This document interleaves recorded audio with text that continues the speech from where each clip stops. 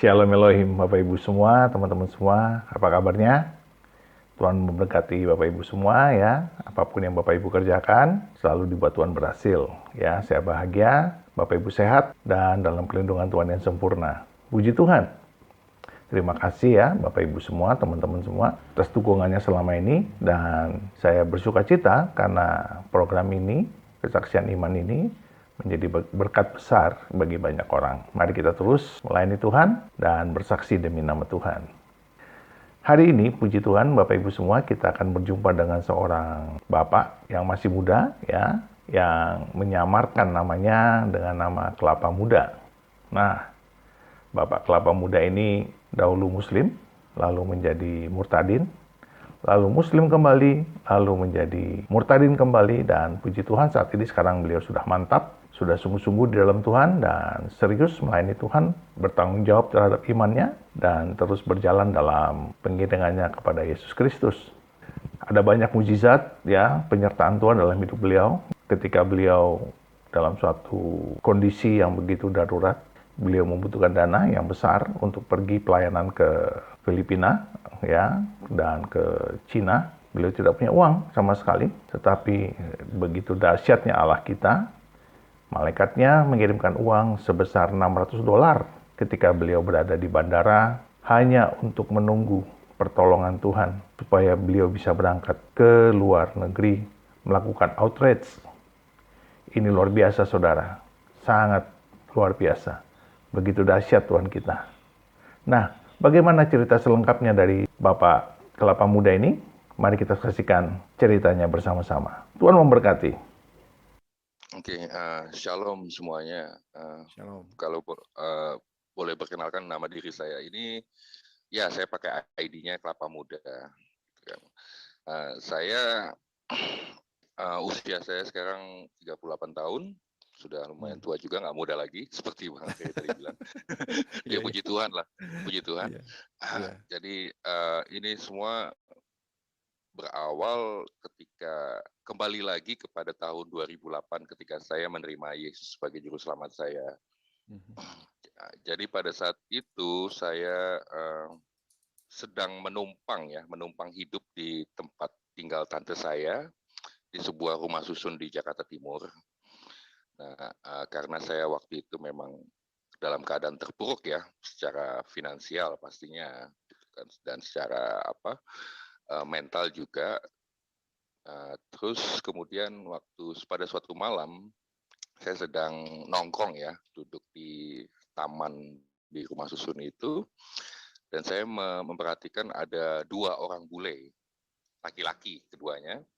Mereka mondar-mandir di depan rumah susun itu, dan mereka menjadi pusat perhatian otomatis ya, seperti teman-teman semua ketahui kan, kalau ada orang asing di pemukiman pasti langsung jadi pusat perhatian gitu kan.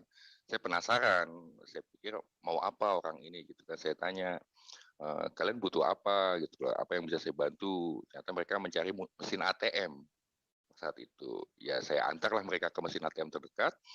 Setelah itu saya berkenalan dengan mereka, saya menjadi teman. Pada saat itu saya belum tahu mereka itu siapa dan apa tujuan mereka ke negara ini, ke daerah saya gitu kan. Yang belakangan saya ketahui bahwa mereka adalah misionaris gitu kan. Akan tetapi kesehariannya saya bersama mereka, mereka tidak pernah memperkenalkan saya kepada Yesus Kristus itu siapa, Kristen itu apa, gitu. Segala macamnya tidak pernah gitu loh. Mereka hanya menjadi teman bagi saya kemanapun kita bersama-sama, sampai pada suatu hari mereka mempunyai hari libur. Nah, kita bermainlah, maksudnya bermain-main di kota Jakarta ini. Saya ajak mereka naik angkutan umum, bukan taksi, tapi angkutan umum. Ya angkot, bis kota, segala macam, untuk menikmati Jakarta. Nah, sampai sore harinya ketika kita mau pulang, itu saya di sebuah taksi, bertiga dengan mereka. Tiba-tiba, bukan tiba-tiba ya, seperti ada di dalam hati saya, di dalam diri saya lah, bergumam ataupun wondering ya, seperti bertanya-tanya gitu.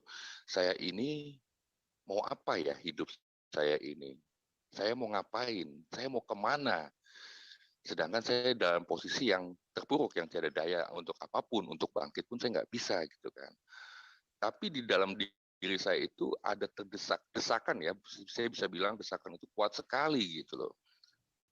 Dia bilang seperti mengatakan, ayo ikut sini, gitu kan. Tanya, Yesus itu siapa? Gitu kan. Saya tanyalah kepada dua orang bule ini, siapa Yesus Kristus itu? Akhirnya mereka kaget karena mereka belum pernah memberitahukan saya tentang Yesus sama sekali. Ketika mereka menceritakan bahwa Yesus itu adalah juru selamat dan bahwa hanya Yesuslah yang bisa menolong saya. Nah, di situ langsung timbul motivasi manusiawi saya. Oh, jujur saat itu motivasi saya menerima Yesus adalah tidak lebih untuk mengubah nasib saya. Jujur, saya jujur. Saya mengubah nasib saya. Oh, Yesus ini mampu mengubah hidup saya. Yang saya lagi terpuruk ini minimal. Saya bisa punya sesuatu untuk berkarya sesuatu. Seperti itu. Mereka bilang kepada saya, mereka bertanya, apakah kamu mau menerima Yesus sebagai juru selamat? Karena motivasi saya saat itu, ya saya mau terima, saya mau coba. Akhirnya saya didoakan untuk menerima Yesus Kristus. Setelah didoakan, jarak rumah saya dan jarak tempat tinggal mereka adalah sekitar 7 menit dengan berjalan kaki. Setelah selesai didoakan, hujan turun tiba-tiba deras sekali. Sampai saya mau pinjam payung ke mereka, tapi mereka tidak punya payung saat itu. Saya pikir ya saya anak laki-laki lah, udahlah lari aja ke rumah lah, paling basah dikit gitu kan. Yang penting sampai rumah gitu kan. Dan saya waktu itu berpakaian kaos biasa, celana pendek dan sandal jepit, tidak pakai topi. Nah, kemudian setelah saya pamit kepada mereka, saya mau undur diri, mereka bilang juga berpesan, coba deh kamu tanya, Tuhan mana yang akan menjawabmu, yang akan meresponimu, seperti itu. Saya nggak ambil pusing, saya pulang aja, ya gitu kan. Saya pulang, nah di dalam perjalanan jalan kaki saya itu, hujan sedang turun deras-derasnya, sedangkan saya tidak memakai pelindung apapun, entah topi, plastik, jaket jas hujan, ataupun bahkan payung. Saya tidak sadar sampai saya melihat tiang lampu di jalan.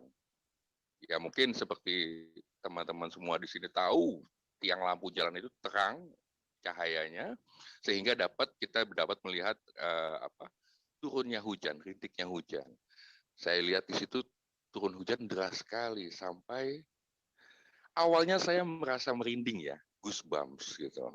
Ada apa ini gitu? Karena saya memperhatikan sampai saya berhenti ketika saya jalan, saya melihat itu seluruh anggota tubuh saya di dalam hujan yang deras itu tidak ada satupun rintik hujan yang turun di dalam kulit saya, di atas kulit saya.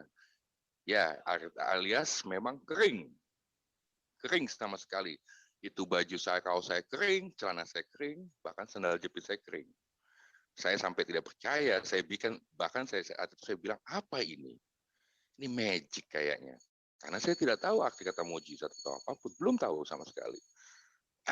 Kemudian saya pulang ke rumah, kalau memang itu hujan deras, tapi saya perhatikan lagi, jejak kaki, jejak dari sendal saya itu harusnya ada basah, tapi tidak kering. Kebetulan karena saya tinggal di lantai 4. Seperti saya sampai di lantai 4, saya tidak mau ambil pusing. Saya mau tidur aja lah.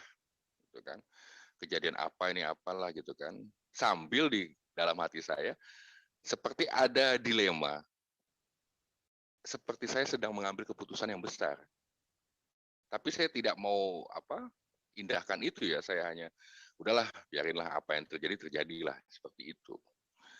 Nah, pas saya tidur di kamar saya, itu saya bermimpi yang aneh ya, sangat aneh mimpinya itu. Di dalam mimpi saya itu ada sekitar sebuah, bukan sungai ya, mungkin lebih tepatnya kayak kanal. Ya, karena lebarnya hanya 1,5 meter seperti itu, tapi panjang. Dan saya tidak tahu kedalamannya berapa, tapi berwarna jernih sekali airnya. Dan saya ada di situ, ada di dalam mimpi itu. Saya sedang jongkok, duduk, main air, entah itu lempar batu atau apa di dalam air itu. Kemudian saya itu seorang diri dalam mimpi itu, kemudian ada sosok yang datang, seseorang yang datang. Saya bisa bilang seseorang karena memang dia memiliki tubuh orang gitu, tubuh manusia. Tapi ketika saya melihat wajahnya, nggak bisa kelihatan, nggak bisa terlihat gitu, tertutup silau. Dan dia nggak bicara apapun, satu patah kata pun nggak berbicara. Dan saya pun juga terdiam di situ, nggak kayak seperti bisu. Yang dia lakukan adalah mengambil tangan saya dan membawa saya ke aliran sungai itu. Itu sungguh mimpi yang bizarre ya, yang aneh banget gitu loh. Saya tiba-tiba terbangun. Nah, ketika terbangun, jendela saya memang terbuka kalau tidur karena panas kan. Terbuka, saya melihat terang sekali di luar. Padahal itu masih, saya bisa lihat waktu itu di handphone saya itu masih jam 3 pagi gitu loh. Tapi udah terang sekali, benar-benar kayak daylight, benar-benar kayak udah pagi, udah siang gitu kan. Terang sekali, saya dengar suara, dan inilah kasih. Gitu. Dan kamu sedang berjalan di dalamnya. Saya bingung gitu kan. Ini suara siapa gitu loh. Jangan-jangan ada kuntilanak di sebelah situ gitu. Tapi bukan suara perempuan, suara pria. Nah, saya bingung masih dengan kebingungan ketika saya bangun lagi paginya untuk beraktivitas. Saya datangilah kedua teman saya ini yang bule ini. Saya tanya, apa sih ini loh semua yang terjadi? Saya ceritakan tentang hujan, tentang mimpi saya, dan ketika saya bangun saya melihat keterangan itu gitu, apa gitu. Mereka bilang itu Yesus sendiri yang menghampirimu. Saya bilang nggak mungkin lah Yesus gitu kan. Apa iya Yesus segitu bisa nyatanya gitu loh. Saya dengan bahasa saya ya, sebegitu nyatanya ketika dia datang, ketika dia menunjukkan siapa dia. Apa iya Yesus segitu nyatanya? Ya coba aja. Dari situlah saya mulai dikasih tahu bahwa mereka punya kegiatan misionaris itu melayani mengunjungi kampung-kampung yang kumuh di Jakarta, dan saya membantu mereka untuk translate gitu kan.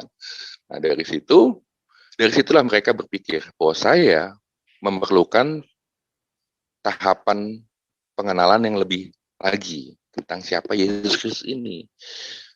Gimana caranya mereka memasukkan saya ke sebuah sekolah pemuritan yang kebetulan saat itu di Bali.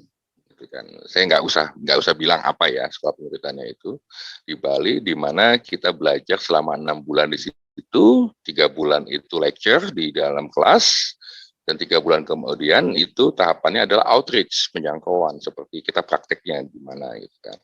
Nah di sekolah itu, karena memang saya waktu itu masih baby Christian ya, masih bayi itu nggak ngerti apa-apa, saya masih banyak sekali pertanyaan, ini apa gitu. Tadinya niat saya motivasi ini, Tuhan bisa mengubah hidup saya, gimana pun caranya, kalau memang dia benar-benar Tuhan.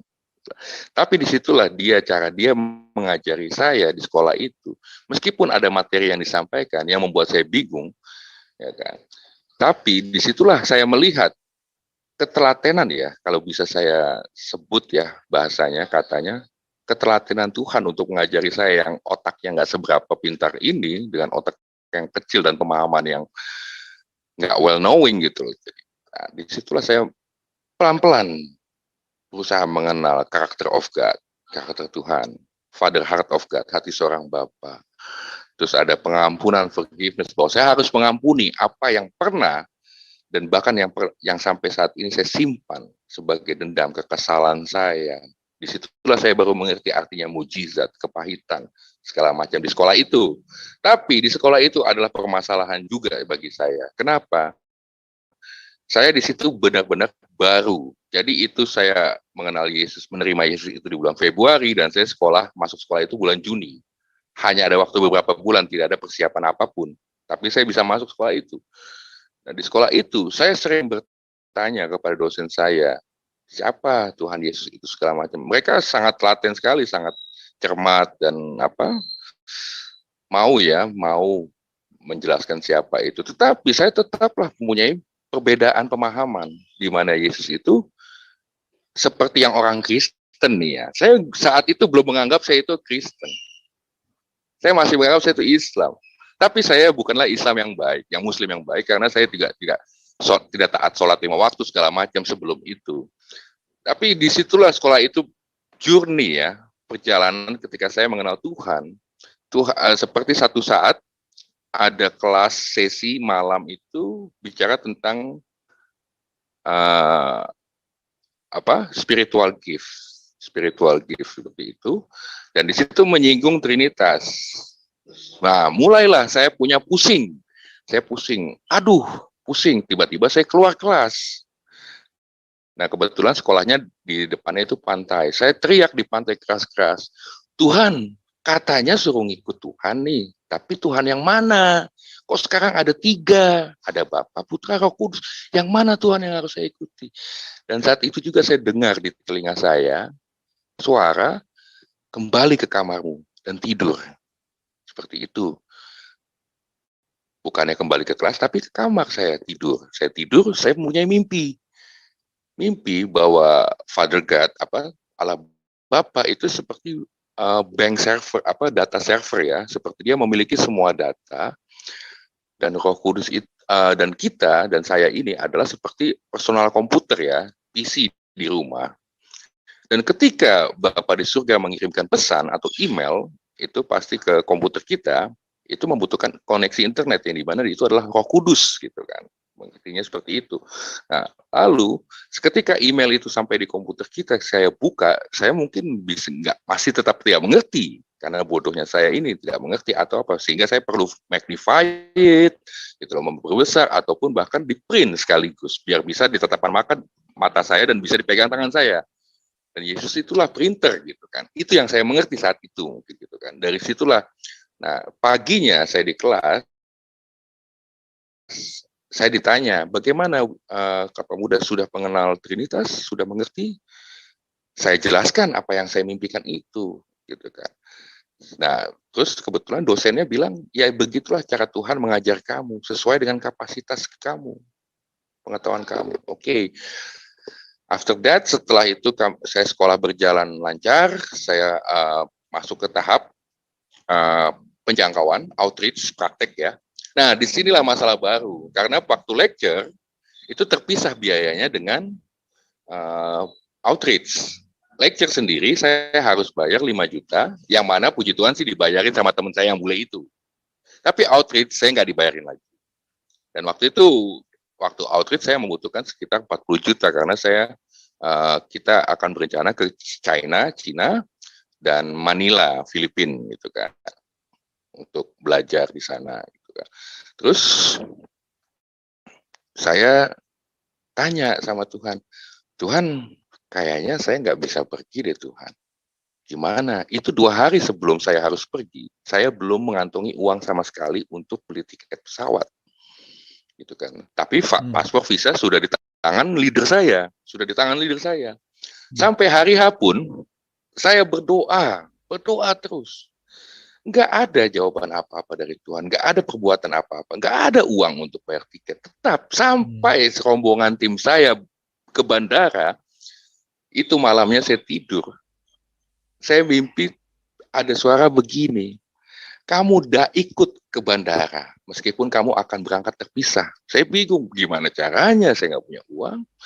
Saya tetap saya, ya mungkin itulah yang kita mengerti sebagai menggerakkan iman. Mobile your faith, kan, menggerakkan iman kita. Jadi disitulah saya tetap bawa backpack saya, carry saya bawa tetap ke bandara, sampai leader saya dan teman-teman tim saya itu bingung. Loh, kamu kan gak ikut, Windu, gimana? Ya saya memang kata Tuhan suruh jalan, ya jalan aja dulu, saya bilang gitu kan. Oke. Nah pas di bandara, mereka take off, saya nggak naik pesawat. Sedih, ya betul, kecewa, ya betul. Tapi ya itu sekali lagi, saya ngantuk, saya tidur. Mungkin adalah sekitar 15-20 menit saya tidur. Nah, di saat itu saya tidur, saya terbangun. Di depan hidung saya, persis di depan muka saya itu ada amplop coklat. Saya tidur itu di ruang tunggu. Ada amplop coklat, saya buka, itu isinya ada $600 US. Wow. Itu ya secara pikiran saya, uang siapa? Sedangkan saya tidur, banyak orang lalu lalang, harusnya sudah hilang itu uang.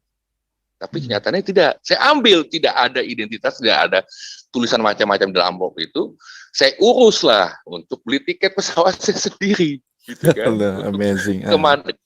Ke Manila. Udah situ saya kabarilah leader saya yang sudah di Manila. Mereka kaget. Dari mana kamu dapat uang gini-gini? Nggak tahu saya dari mana, karena memang itu sudah ada di depan muka saya. $600 untuk tiket, waktu itu sekitar $325 kalau nggak salah, ke Manila. Itu. Terus sudah kasih, ya puji Tuhan, saya sampai ke Manila, saya mengikuti pelayanan outreach itu, penjangkauan sampai ke Cina, segala macam. Saya melihat banyak hal, belajar banyak hal lagi, sampai saya graduate, lulusan, itu kembali lagi saya ke Jakarta.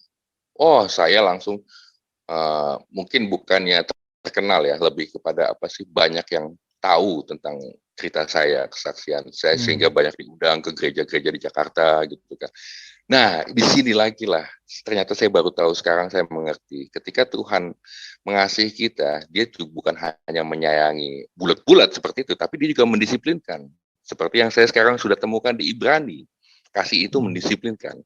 Nah, di saat saya lagi GR-GR-nya ya, gede kepala karena nama saya dipanggil di mana-mana, saya kenal banyak orang, segala macam kesaksian, saya sombong, saya angkuh. Betul, saya aku itu.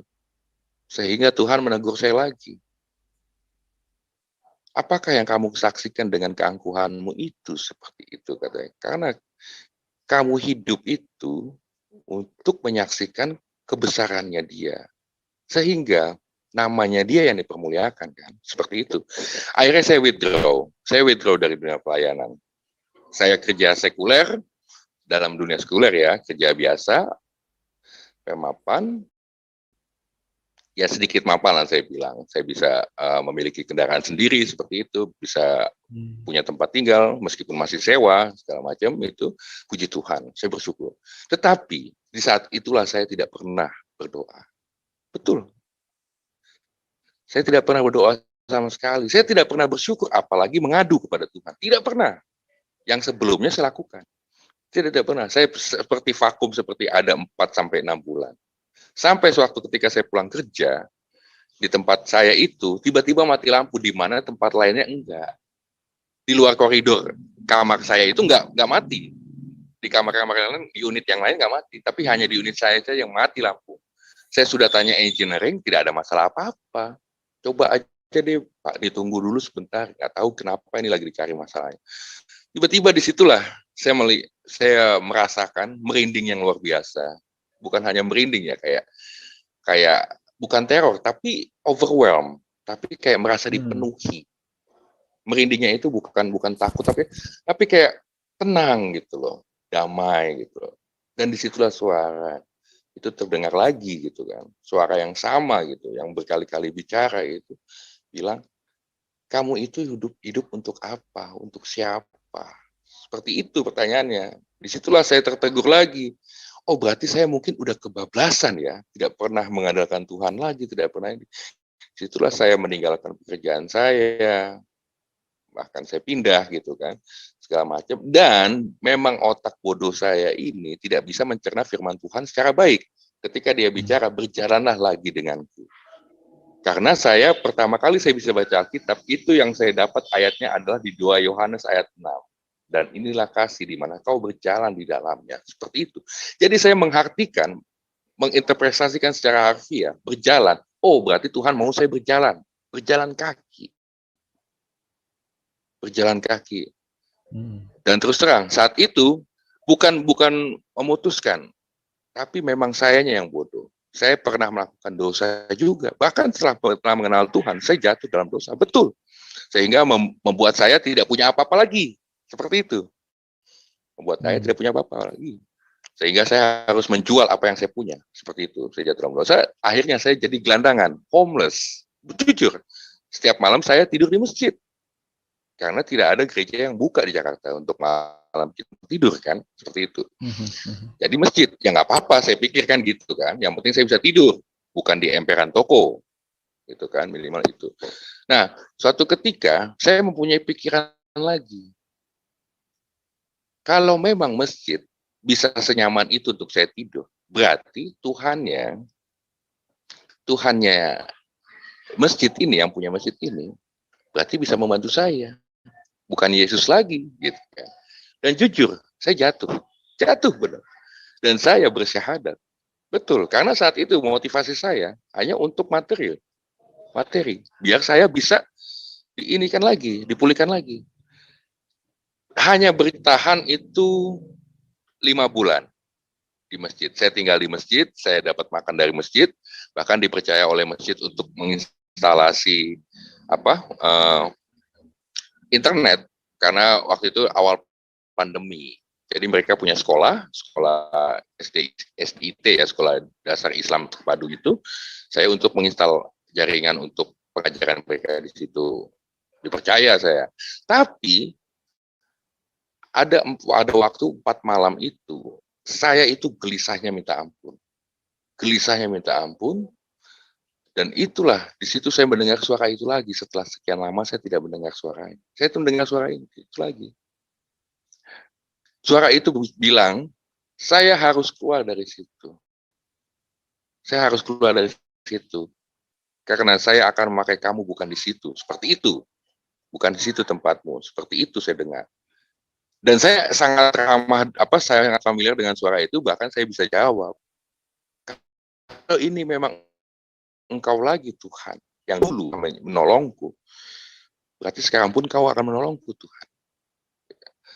Nah, memang kalau ketika di masjid itu, saya itu sholat, betul, saya sholat. Saya bahkan hafal, karena memang dulu sebelumnya saya juga Muslim. Jadi saya 2 kali Muslim, betul. Dan 2 kali Kristen, betul.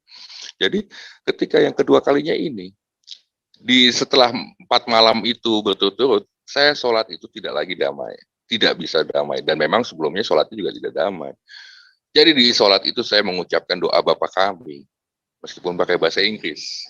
Bahkan ketika tahiyat terakhir, ketika ada syahadat itu, 2 kalimat syahadat itu, saya sebutkan bahwa Tuhan Yesus datang ke bumi dan mati di kayu salib untuk menebus dosa, dan bangkit di antara dua orang mati di hari ketiga, dan terangkat ke surga, bahwa tiada siapapun dapat datang kepada Bapa tanpa melalui Yesus Kristus. Seperti itu saya sebutkan setiap hari. Semakin kuat saya, oh ya, saya punya Tuhan yang pernah menolong saya, dan dia tidak menolong lagi.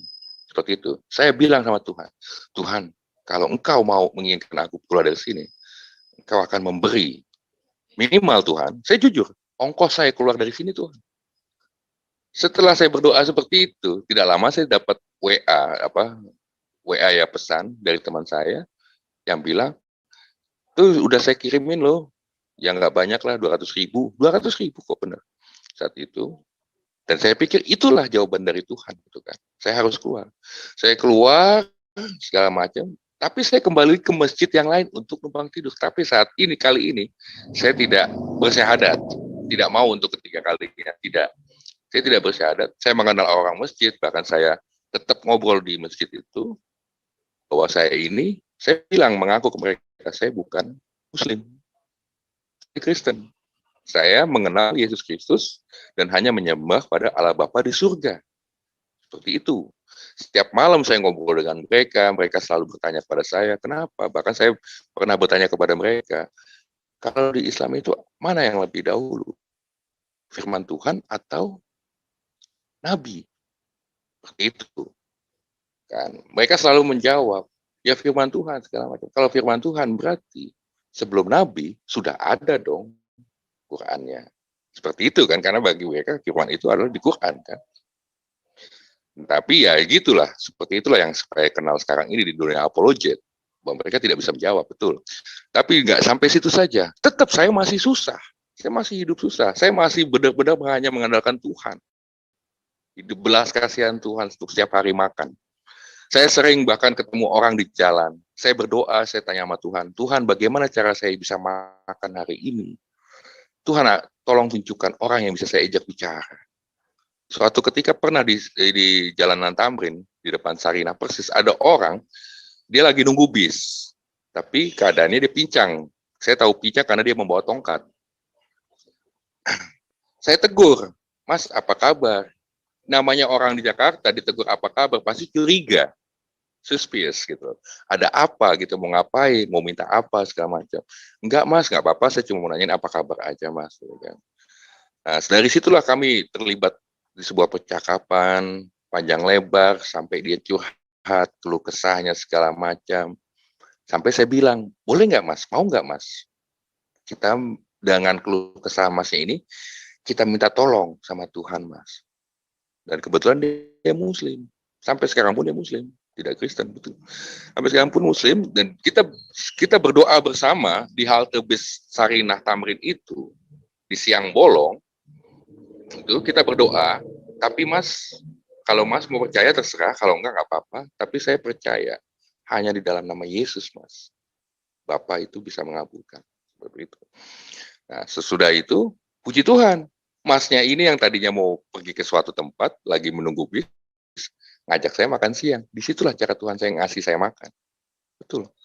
Sampai lama-lama, saya dikenalkan oleh komunitas-komunitas pelayanan, dan saya juga pernah gabung di beberapa komunitas pelayanan. Cuman saya ini orangnya loncat-loncat, betul. Karena saya banyak juga menyaksikan hal-hal yang tidak sesuai di kegiatan pelayanan tersebut gitu kan. Saya tidak perlu bilang apa karena itu lebih kepada sisi judging-nya ya seperti itu. Tapi saya belajar banyak dari dunia pelayanan itu. Kalau memang pelayanan itu harus melibatkan Tuhan. Tidak bisa tidak. Ketika kita berangkat untuk melayani dan kita tahu caranya bagaimana, polanya seperti apa, targetnya siapa, bagaimana cara kita menyampaikan. Saya akan bertanya kepada diri saya, di mana letak peran Tuhan? Di mana kita meminta Tuhan untuk terlibat? Kalau kita tidak meminta hikmatnya terlebih dahulu, sebelum kita berangkat. Seperti itu, saya sering berdebat dengan itu, dengan teman-teman saya, Kristen saya sendiri. Nah, dari situlah saya kenal komunitas, ya kalau saya bilang komunitas di Zoom, beberapa lah, ada CIA, FIC, bahkan WAFM ini gitu kan. Dari sinilah saya mulai belajar banyak lagi segala macam. Meskipun saat itu ketika saya baru masuk itu, saya masih gelandangan. Saya nggak punya tempat tinggal. Masih malam tidur di masjid, betul. Bahkan nyolong wifi di Indomaret atau apa seperti itulah kehidupan saya saat itu. Tetapi suatu ketika saya capek, saya jenuh. Tuhan mau kemana sih saya? Saya mau dibawa kemana? Akhirnya saya menghubungi beberapa teman saya yang dari sekolah pemuritan di Bali itu. Mereka kebetulan di luar negeri kan, maksudnya dari New Zealand, dari Belanda, sama dari Kanada. Akhirnya kita berempat conference call. Kita mau berdoa, mau tanya sama Tuhan, gimana caranya? Seperti itu. Ya kan? Gimana caranya mengatasi semua ini? Akhirnya dia nanya, nama saya siapa? Artinya apa? Dan Roh Kudus menjawab dia, katanya nama saya itu berarti siklus kemalangan saya. Dan itu harus stop, harus tuntas tahun ini. Seperti itu. Bagaimana caranya? Doa lagi, kita tanya lagi sama Tuhan. Ternyata Tuhan bilang, apa yang pernah saya lakukan, yang bisa saya lakukan, dan saya senang melakukan itu. Dan saya jujur, saya pernah mencari uang dengan cara masang kaca film mobil ataupun gedung. Gitu. Oke, tapi kali ini Tuhan nggak mau kamu bekerja dengan orang. Kamu yang harus merintis sendiri. Gimana caranya? Nggak punya modal. Kita doa lagi. Kita doa, sampai doa yang terakhirnya, Tuhan bilang dari masing-masing, ini dari saya sekian, dari saya sekian, Tuhan kamu mau kamu mulai. Oke, dengan uang yang terkumpul, saya bisa memulai usaha. Saya bahkan bisa mendapatkan tempat tinggal, meskipun masih kos sampai sekarang ini. Tapi puji Tuhan, dengan kasur, dengan segala macam itu nikmat sekali. Betul, terima kasih Tuhan, betul. Bahkan usaha ini tetap berjalan segala macam, puji Tuhan. Disitulah saya melihat Tuhan, bahwa mengikuti Tuhan, yes, it's not easy. Gak mudah sama sekali. Karena sayalah yang mengalami naik turun mengikuti Tuhan. Grafiknya itu tidak pernah tuh naik terus, tidak pernah. Grafik di hidup saya itu tidak pernah naik terus. Justru di grafik saya kenapa naik turun? Seperti rumput, panjang pendek. Disitulah saya mengetahui, menyaksikan bahwa Tuhan saya lebih luar biasa. Disitulah saya mengilhami, ketika saya lemah, Tuhan saya yang kuat. Setiap saya jatuh, di setiap itulah tangan Tuhan terjulur untuk mengangkat saya. Itulah. Jadi sekarang ini saya bukan mulai mengerti, tapi saya sangat sekali mengerti. Saya mengenal Tuhan saya mengenal diri saya di dalam Dia dan dirinya di dalam diri saya. Seperti itu. Makanya saya sering bilang, kita sebagai orang Kristen, kita harus mengenal identitas kita di dalam Kristus. Kalau kita tidak mengenal identitas kita dalam Kristus, semampu apa Tuhan kita? Kita tidak akan tahu bagaimana Tuhan bisa menembus. Karena saya percaya, sekali lagi Kristen ini bukanlah agama. Bukan. Tapi Kristen ini adalah kabar baik itu sendiri. Yang berupa Injil. Yang kabar baik ini menjelma menjadi manusia. Kenapa harus menjadi manusia? Karena kalau tidak jadi manusia, saya tidak mau ikut. Kenapa dia harus mati di salib? Karena kalau dia tidak mati di salib, saya tidak akan mau mengikutinya. Disitulah saya sadar ketika dia mati di kayu salib. Dan bahkan banyak sekali revelation. Bukan pewahyuan, kalau saya bilang pengungkapan yang Tuhan ungkapkan kepada saya. Kenapa itu bentuknya harus salib? Karena salib itu ada vertikal, ada horizontal, palangnya. Disitulah persis ketika waktu saya masih muslim, disitulah hablum minallah, hablum minanas, hubungan dengan kepada Tuhan dan hubungan kepada manusia. Dan Yesus mati di atas kedua hubungan itu. Berarti ada yang rusak di hubungan itu. Yang harus dibenahi, harus direstorasi, harus dipulihkan oleh Tuhan. Yaitu caranya melalui Yesus itu sendiri. Disitulah baru saya percaya Yesus itu Tuhan. Karena dia mati di hubungan dengan pencipta dan hubungan manusia. Karena saya rusak. Saya mempunyai hubungan yang rusak dengan Tuhan. Dan saya punya hubungan yang rusak dengan sama. Makanya itu hidup saya ke Malang. Malang selama beberapa tahun. Ketika Yesus mati di kayu salib, itulah dia memperbaiki hubungan saya dengan Tuhan dan sesama saya. Disitulah saya percaya bahwa Tuhan saya hidup. Bahkan saya sampai sekarang saya masih ingat ketika saya pergi tidur, sebelum saya tidur, saya punya doa, memang mungkin teman-teman bisa ketawa, bisa apa, memang lucu atau apa, tapi beginilah hubungan saya dengan Tuhan. Saya berdoa akan bilang, saya akan bertanya kepada Bapa di surga, Bapak, apa kabar hari ini? Apa kabar?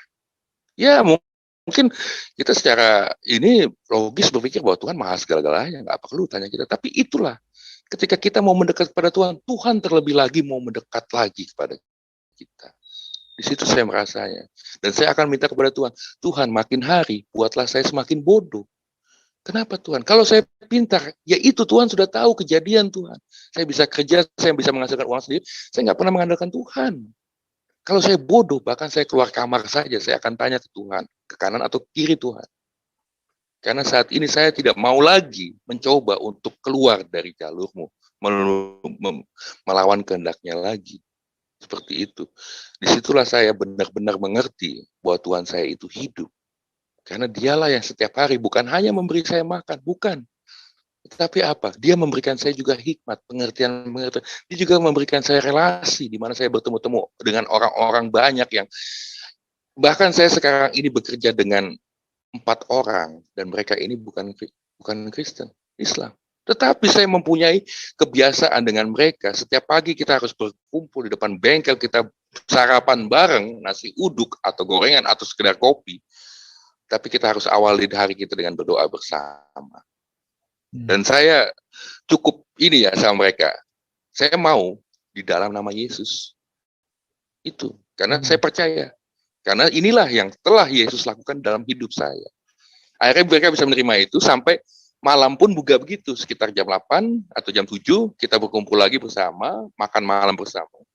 Kita mengucap syukur dan hanya di dalam nama Yesus. Seperti itulah cara saya memperkenalkan Tuhan Yesus kepada mereka yang bekerja dengan sama saya. Meskipun belum menerima Yesus sama sekali, belum.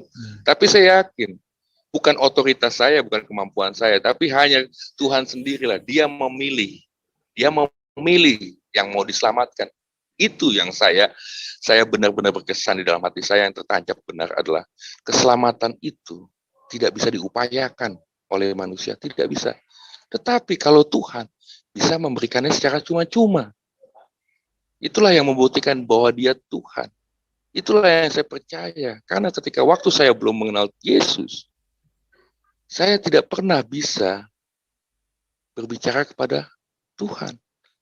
Karena harus, maaf, mungkin teman-teman sudah tahu, kita harus pakai bahasa Arab, ya, segala macam. Dan saya ini orang Indonesia, saya tidak mengerti bahasa Arab. Saya pernah masuk pesantren, cuman bertahan 4 bulan. Karena saya dibotakin terus.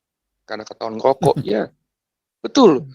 Di pesantren saya pernah digebugin sama 7 orang. Karena apa? Saya menyaksikan tindakan asusila. Laki sama-sama laki. Seperti itu. Tapi disitulah saya merasa, tapi begini sebenarnya. Saya tidak menyesal bahwa saya pernah Muslim. Justru saya bersyukur saya pernah Muslim. Kenapa? Disitulah saya bisa melihat kemuliaan Tuhan. Disitulah saya bisa melihat upaya daya Tuhan. Membawa saya dari yang itu ke yang ini.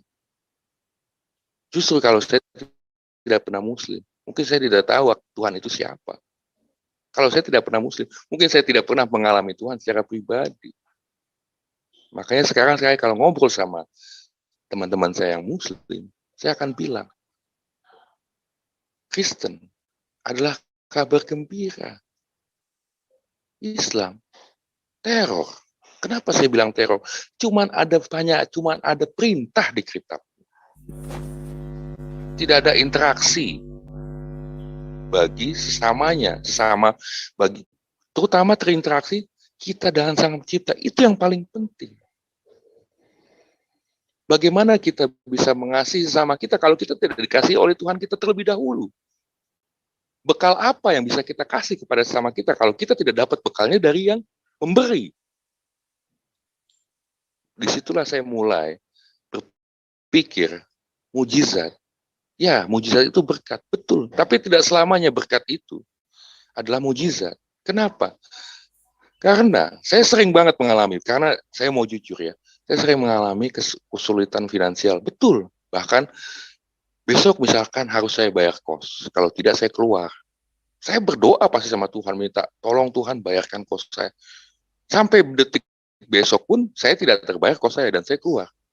Tapi di situ saya bilang berkat. Justru di situ mujizat terjadi. Kenapa? Ternyata saya digiring, dibawa ke Tuhan tempat yang lebih baik daripada tempat kos yang lama.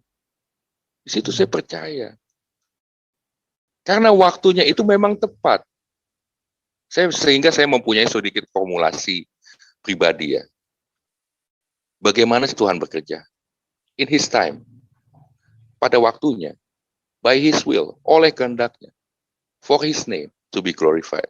Karena hanya untuk namanya yang dipermuliakan. Seperti itu formulasi saya. Jadi ketika saya bertemu dengan teman-teman di sini yang Kristen maupun yang Muslim atau apa, saya justru senang sekali, terutama dengan yang Muslim. Kasih Tuhan itu lebih besar kepada Muslim. Kenapa? Saya buktinya, Dia yang menembus batas agama itu demi menyelamatkan saya. Disitulah saya percaya Yesus tidak bawa agama, melainkan keselamatan. Disitulah saya percaya cuma Yesus yang kenal saya dari saya semenjak saya kecil. Jadi saya mau challenge, sebenarnya bukan challenge ya, seperti mau ngajak kawan-kawan lain yang belum mengenal Yesus. Kalian mau selamat, datanglah kepada Yesus. Itu saja. Tidak ada lagi yang bisa menyelamatkan selain Yesus Kristus. Yes. Kalau kalian tanya bagaimana caranya, sayalah buktinya. Saya menyaksikan bahwa saya selamat. Bukan, saya tidak pikir selamat untuk di akhirat nanti. Selamat di surga bagi saya adalah bonus. Neraka adalah apes. Ya, betul. Saya tidak percaya. Saya bukan tidak percaya surga dan neraka. Bukan. Bahkan di hidup ini saja, di dunia ini saja, di bumi ini, Tuhan sudah menyelamatkan saya. Tuhan sudah memberi saya. Tuhan sudah menyatakan kemuliaannya dalam hidup saya. Apalagi nanti di sana. Pasti way beyond. Jauh melampaui apa yang saya bisa ekspektasikan. Kedua, kalau memang mau mengalami Tuhan, throw away your expectation. Buang jauh-jauh ekspektasimu. Kenapa? Ketika kita berekspektasi, kita akan berambisi. Kita akan mendikte Tuhan, kita akan mendireksi Tuhan bahwa mujizat itu harus seperti ini. Mujizat itu harus terjadi saat ini. Mujizat itu harus berkondisi seperti ini. No way. Tidak bisa. Tidak bisa seperti itu. Bukan itu cara Tuhan. Makanya kenapa Tuhan bilang, lemahnya kita, kuatnya Dia. Kenapa itu bisa terjadi ketika kita lemah? Ya, supaya nama Dia yang dipermuliakan. By His will, karena kehendak Dia. Kita akan dipersaksikan, melihat kelemahan-kelemahan kita, diputar-balikan dengan kekuatannya Dia. Itulah hidup buat saya. Hidup saya ini harus lemah, supaya Tuhan saya lebih kuat di hidup saya. Ketika saya bersinggungan dengan orang lain, saya harus jadi lemah, supaya Tuhan berkenan kepada orang itu. Karena Tuhan itu punya hak, di mana Dia memilih orang yang akan diselamatkan Dia. Seperti itu. Kita hanya bisa memohon kepada Tuhan. Jika Tuhan Bapa di surga berkenan untuk menyelamatkan orang itu, akan selamat. Dan ketika Tuhan sudah berkehendak, nothing can against. Tidak ada yang bisa melawan. Nothing can stop. Tidak ada yang bisa menghentikannya. Seperti itu. Karena Tuhan kita hidup. Tuhan kita hidup. Benar-benar hidup. Kenapa saya bisa bilang benar-benar hidup? Karena Dia mengenal kita semua satu sama lain. Pribadi demi pribadi. Dia kenal. Kenapa saya bisa bilang kenal? Karena sudah ketika kita baca Alkitab, disitulah ada konfirmasi. Tuhan kita itulah Tuhan yang mengkonfirmasi apa yang Dia katakan. Tidak mungkin tidak dikonfirmasi, pasti dikonfirmasi. Di Alkitab ada. Makanya buat saya Alkitab adalah roti yang hidup. Betul. Karena setiap hari saya baca Mazmur 62, ayat yang sama, Mazmur 62 ayat 1. Kalau di bahasa Inggris mungkin truly my soul finds rest in Him. Artinya, benar-benar sesungguhnya jiwaku menemukan istirahat di dalamnya. Seperti itu. Karena ketika saya capek, saya bisa istirahat. Ya, ketika saya lapar, saya bisa makan. Tapi ketika jiwa saya yang letih, siapa yang bisa mengistirahatkan kalau bukan Tuhan? Itulah Mazmur 62 kekuatan saya setiap harinya. Karena setiap harinya, Tuhan akan berbicara yang berbeda, hal yang berbeda dari Mazmur 62. Hanya satu ayat. Cukup membuktikan bahwa Tuhan saya hidup.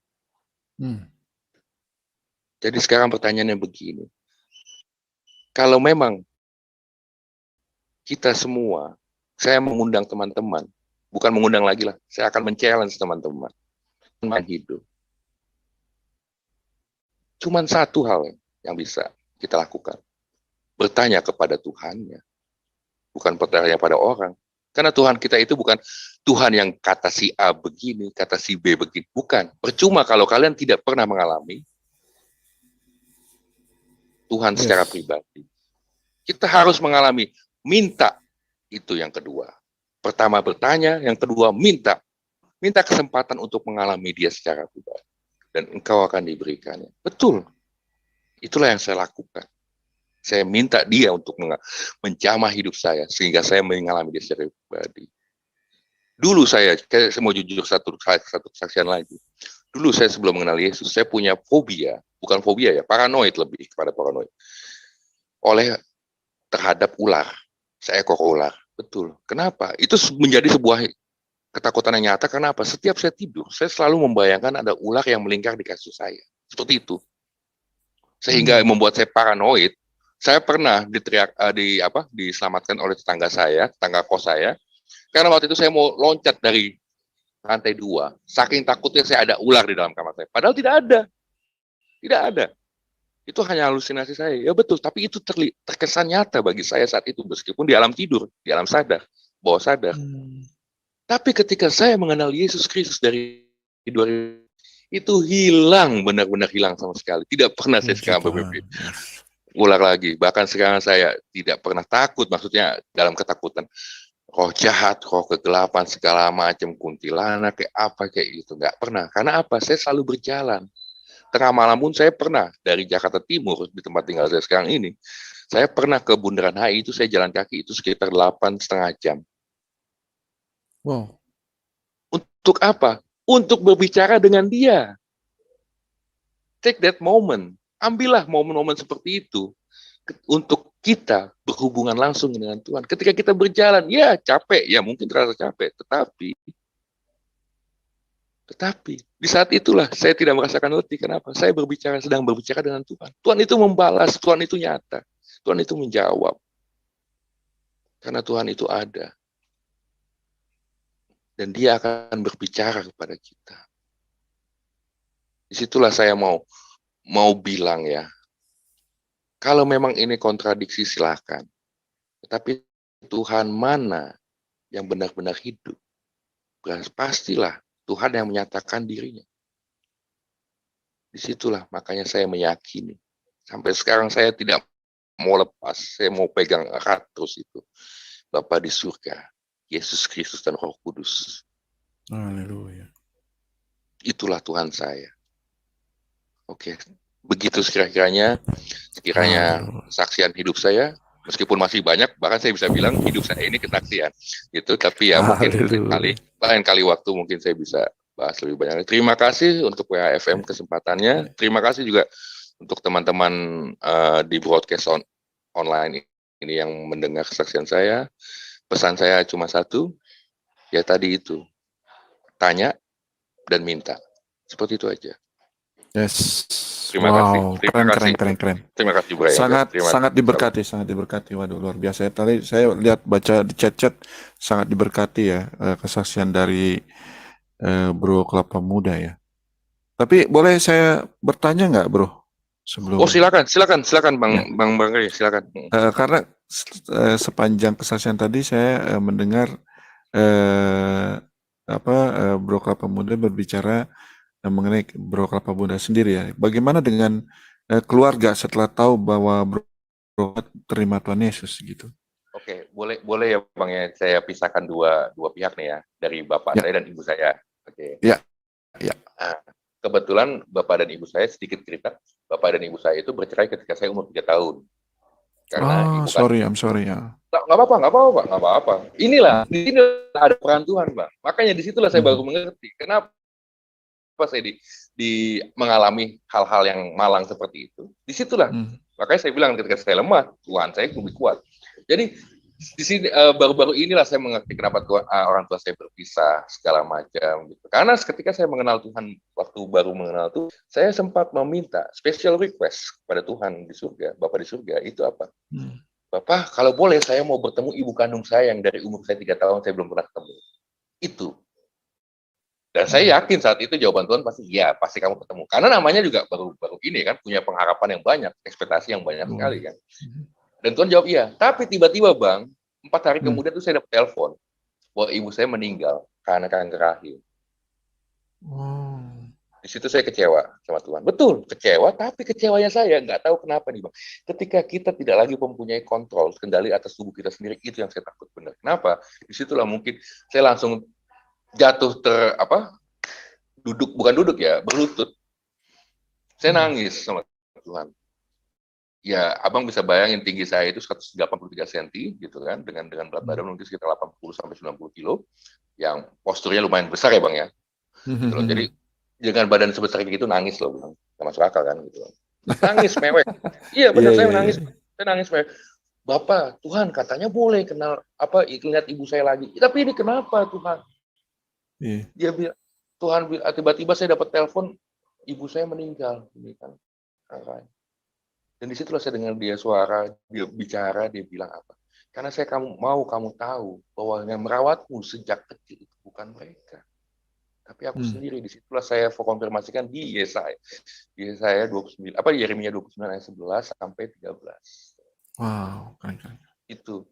Jadi gitu loh. Dan kebetulan keluarga saya ini, kalau dari keluarga Bapak, rada moderat Bang, rada moderat. Artinya, ya boleh kamu ikut, karena mereka memang Muslim semua.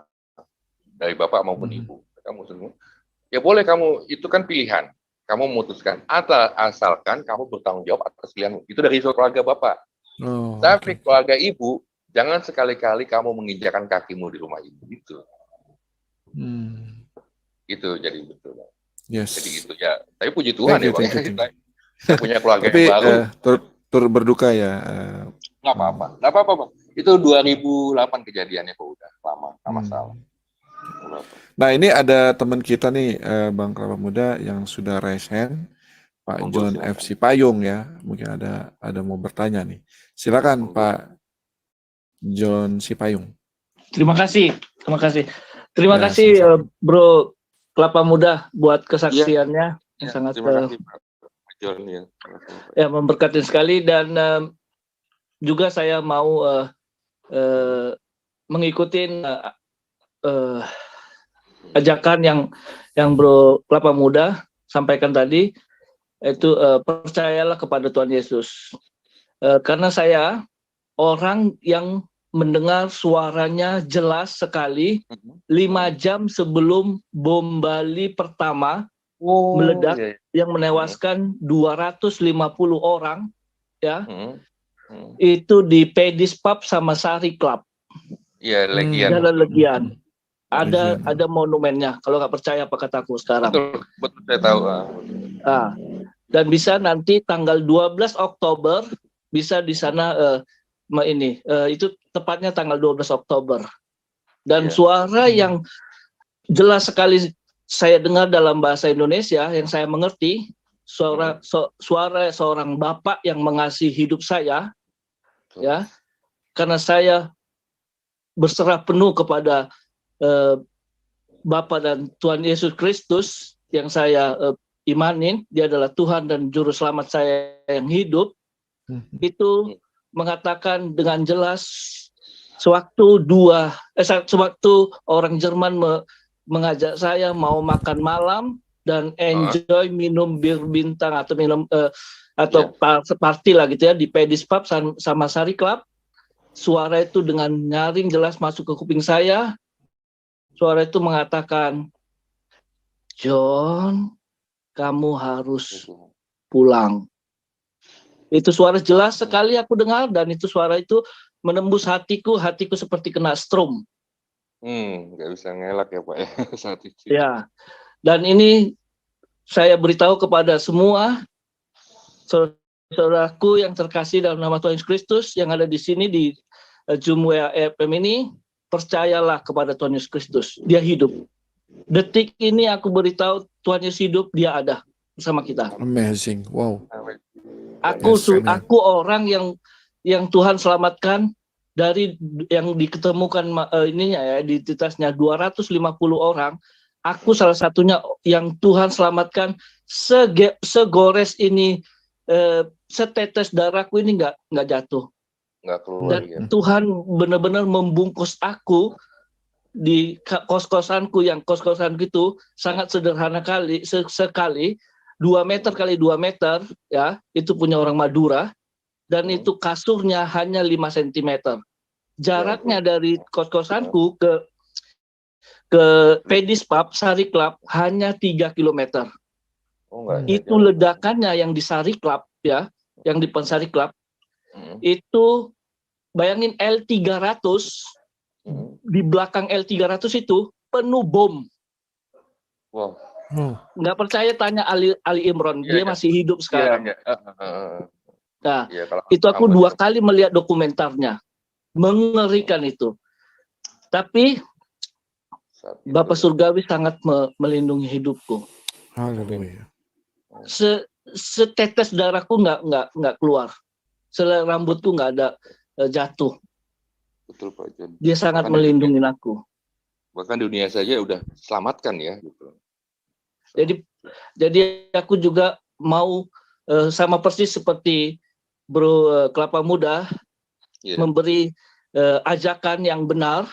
Percayalah kepada Tuhan Yesus Kristus. Percayalah kepada Tuhan Yesus Kristus. Kalian nggak percaya apa kataku ini? Kalian lihat di Jalan Legian depan. Ada monumennya Pak. Ada monumennya. Itu aku melihat mayat-mayat yang artinya korban-korban yang keluar dari yang mereka ambil dari Pedis Pub Sari Club itu diletakkan di trotoar itu panjang. Itu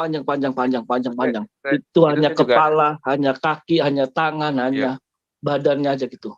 Itu saya mengerikan. itu saya ada kesaksian juga Pak di Monumen Legian itu juga ada kesaksian juga sih. Waktu itu saya pulang dari Hard Rock Cafe sudah malam Pak. Seharusnya saya kembali ke sekolah nih, karena memang punya batas waktu malam itu, jam malam itu 11:30 gitu kan. Nah saya dari Hard Rock Cafe itu udah jam 1, karena saya ketemu di Hard Rock Cafe itu ketemu teman dari Jakarta kan waktu sekolah pemuritan. Dia bilang, nah ini dia salah satu pemain drum sebuah band lah gitu kan. Dia bilang ke saya, lu doa apa sih sama Tuhan, minta apa sih sama Tuhan? Saya bilang, enggak, kenapa? Gue disuruh sama Tuhan nih, ngasih nih, kata gitu. Saya dikasih uang 800.000 pas saat itu sama teman saya kan. Nggak tahu lah ya gitu kan, Tuhan ngomong apa ke dia. Nah setelah itu bukannya saya pulang ke kanan untuk manggil taksi, ya kan? Saya malah ke kiri Pak, lewat Popis ke Legian kan, tembus kan. Betul. Nah, betul. Nah disitulah saya ngelihat ada dua orang bule, laki-laki juga dari Lituania. Setelah saya ngobrol dan saya tahu mereka udah mabuk. Kenapa? Berserakan botol bir di situ, kan udah minum banyak lah. Setelah saya cerita, mereka itu dari Lituania, turis, surfing kan biasanya kan kalau di Bali itu. Di Kuta ya. Terus saya cerita, saya ngobrol itu gitu, saya tanya lah gimana kabarnya segala macam. Mereka cuek gitu kan. Terus saya bagilah kesaksian saya sharing testimoni saya ketika saya mengenal Tuhan Yesus. Tiba-tiba mereka lagi mabuk gitu, tiba-tiba mereka nangis, menetes air matanya. Saya bilang, kenapa? Kayak mereka merasa kayak mereka udah tahu di pagi ini ketika mereka bangun pagi dan surfing, mereka kayak something gonna happen gitu, sesuatu akan terjadi tapi mereka tidak tahu apa dan mereka mau itu gitu. Ketika saya sharing testimoni, mereka pikir itulah yang mereka inginkan dengar. Akhirnya saya berhubungan baik dengan mereka. Mereka yang tadinya mereka tinggal di Inggris kebetulan. Nah di Inggris itu mereka mencari tahu Pak akhirnya. Tadinya kan mereka nggak mengenal Tuhan, misalnya ateis lah. Kan. Mereka mencari tahu terus akhirnya sekolah pemuritan yang sama dengan saya tapi waktu itu di Inggris, di UK gitu kan.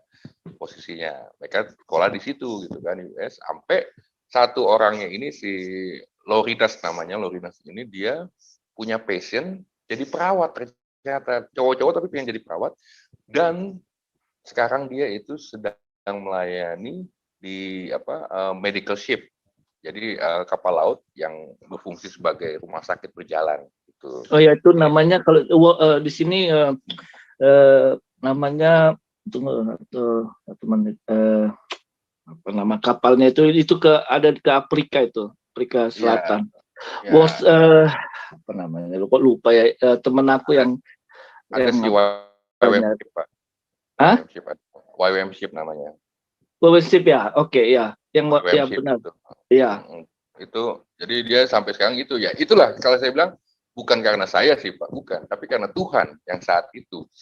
Meskipun Pak setelah saya memberikan kesaksian itu, saya pulang ke base sekolah yang sedang saya jalanin itu, saya sudah ditunggu oleh kepala sekolah saya Pak di depan pagar. Itu 4:30 pagi, telat banget kan dari waktu tidur saya. Saya dihukum Pak, dihukum work duty di dapur, kerja di dapur itu selama 1 minggu, gitu kan. Nggak ada yang mau kerja di dapur itu bersih, cuci panci segede gaban segala macam gitu nggak ada.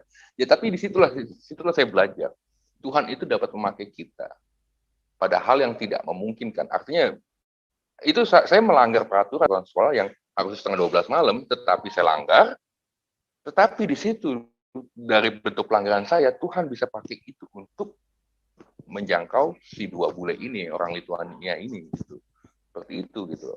Akhirnya mereka sekarang udah bertobat, puji Tuhan sih. Saya sering email-emailan sama mereka, nanya kabarnya gimana, saling kirim newsletter gitu kan. Terus mereka juga pengen main ke sini lagi gitu kan. Puji Tuhan mereka sering sekali memberikan penguatan kepada saya melalui kita Bible study bareng seperti itu gitu loh Pak. Tapi ya puji Tuhan bener, apalagi Bapak udah ngalamin langsung Tuhan nyelamati Bapak gitu kan. Secara fisik loh Pak. Gitu. Terima kasih Pak John. Oke, luar biasa ya. Terima kasih Pak John Sipayung atas kesaksiannya juga ya. Ya ini memberkati sekali untuk kita semua ya. Baik, Bro Kelapa Muda, saya mau memberikan satu ayat buat Bro. Kemarin juga Silakan. saya jadi Makasih. moderator kesaksian juga, saya juga memberikan satu ayat. Jadi saya pengen sekali memberikan ayat ya. Di Kisah Para Rasul 1 ayat 24. Ya, ini untuk Bro Kelapa Muda. Terima kasih. Kata-kata akunya aku ganti dengan nama Bro ya. Terima kasih. Tetapi kelapa muda tidak menghiraukan nyawa kelapa muda sedikit pun. Asal saja kelapa muda dapat mencapai garis akhir dan menyelesaikan pelayanan yang ditugaskan oleh Tuhan Yesus kepada kelapa muda untuk memberi kesaksian tentang Injil kasih karunia Allah. Ya, luar biasa. Mudah-mudahan Terima kasih. ayat ini bisa menguatkan kelapa muda untuk tetap semangat ya. Baik, Pasti. ada teman-teman di WFM yang di Zoom yang mau bertanya atau memberikan pendapat atau apa aja. Silakan di raise hand kalau ada. Oke, ada satu orang, Pak Benjamin. Silakan Pak Benjamin. Selamat malam, Bapak Malam. Kelapa Muda. Malam Pak Benyamin. Iya, saya cuma sedikit bertanya. Yang saya simak tadi dari perjalanan hidup abang tadi, jadi di situ saya menyimak bahwa telah terjadi jatuh bangun dalam memeluk agama kekristenan ini. Jadi di sini saya bertanya, bagaimanakah perasaan Bapak itu di dalam setelah memeluk agama kekristenan itu? Karena kalau yang saya ketahui, kalau kita sudah mengenal itu bahwa Yesus itu memang benar-benar hidup, di situ perasaan kita akan menjadi suatu pengantin baru. Jadi dalam suatu pengantin baru itu ada suatu kebahagiaan yang tersembunyi. Jadi di dalam jatuh bangun tadi, bagaimana perasaan Bapak? Coba bisa, apakah akan terjadi lagi jatuh bangun atau masih, atau sekarang sudah dalam keteguhan yang kuat untuk menjadi saksi Kristus yang sejati? Jadi itu saja pertanyaan saya, Pak. Sekian dan terima kasih. Selamat malam. Terima kasih Pak Benjamin untuk pertanyaannya. Perasaan saya ketika saya mengalami jatuh bangun, bahkan saya jatuh. Bahkan saya bisa bilang waktu itu saya mengkhianati Yesus itu. Mengkhianati Yesus. Saya bersyahadat, betul. Saya sangat mengkhianati. Gitu kan. Tapi disitulah Tuhan yang kita kenal ini, Tuhan yang kita percaya dia hidup. Kenapa saya bisa bilang dia hidup? Saking percaya saya. Dia yang tidak akan membiarkan, dia yang tidak akan melepaskan. Saya yang membiarkan, saya yang melepaskan, saya yang berpaling. Betul. Tetapi Tuhan yang kita percaya dia hidup ini tidak pernah seperti itu. Jadi di dalam naik turunnya hidup saya ini, segala macam jatuh bangunnya. Justru ya saya bilang, saya nggak mau munafik atau apa. Kecewa ya pasti, jenuh ya, capek apalagi. Betul. Tetapi ada satu kekuatan yang Tuhan taruh dalam hidup saya, dalam diri saya, dalam hati saya. Adalah apa? Semangat. Memang suatu hal yang mungkin ya, kita nggak akan bisa elaborasikan sebagai suatu hal yang bisa memungkinkan sesuatu perbuatan yang jelas, yang masif untuk mengubah keadaan kita. Enggak, memang semangat. Betul. Kenapa? Semangat artinya gini. Semangat akan Tuhan, kalau hari ini saya mengalami kesusahan, berarti saya yakin bagaimana nih cara Tuhan mengeluarkan saya dalam kesusahan. Itu harapan saya. Pengharapan itu tetap ada. Semangat dalam pengharapan itu tetap ada. Betul. Tidak mudah jadi Kristen. Memang nggak bakal mudah. Orang ini bukan agama. Ini hubungan. Karena itulah Kristen itu disebut pengikut Kristen. Pengikut Kristus, bukannya penganut Kristus.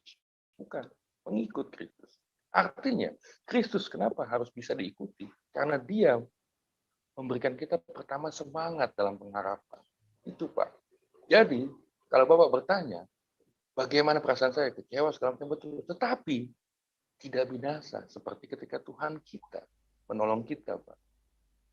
Dia tetap pasti menanamkan benih kesemangatan itu.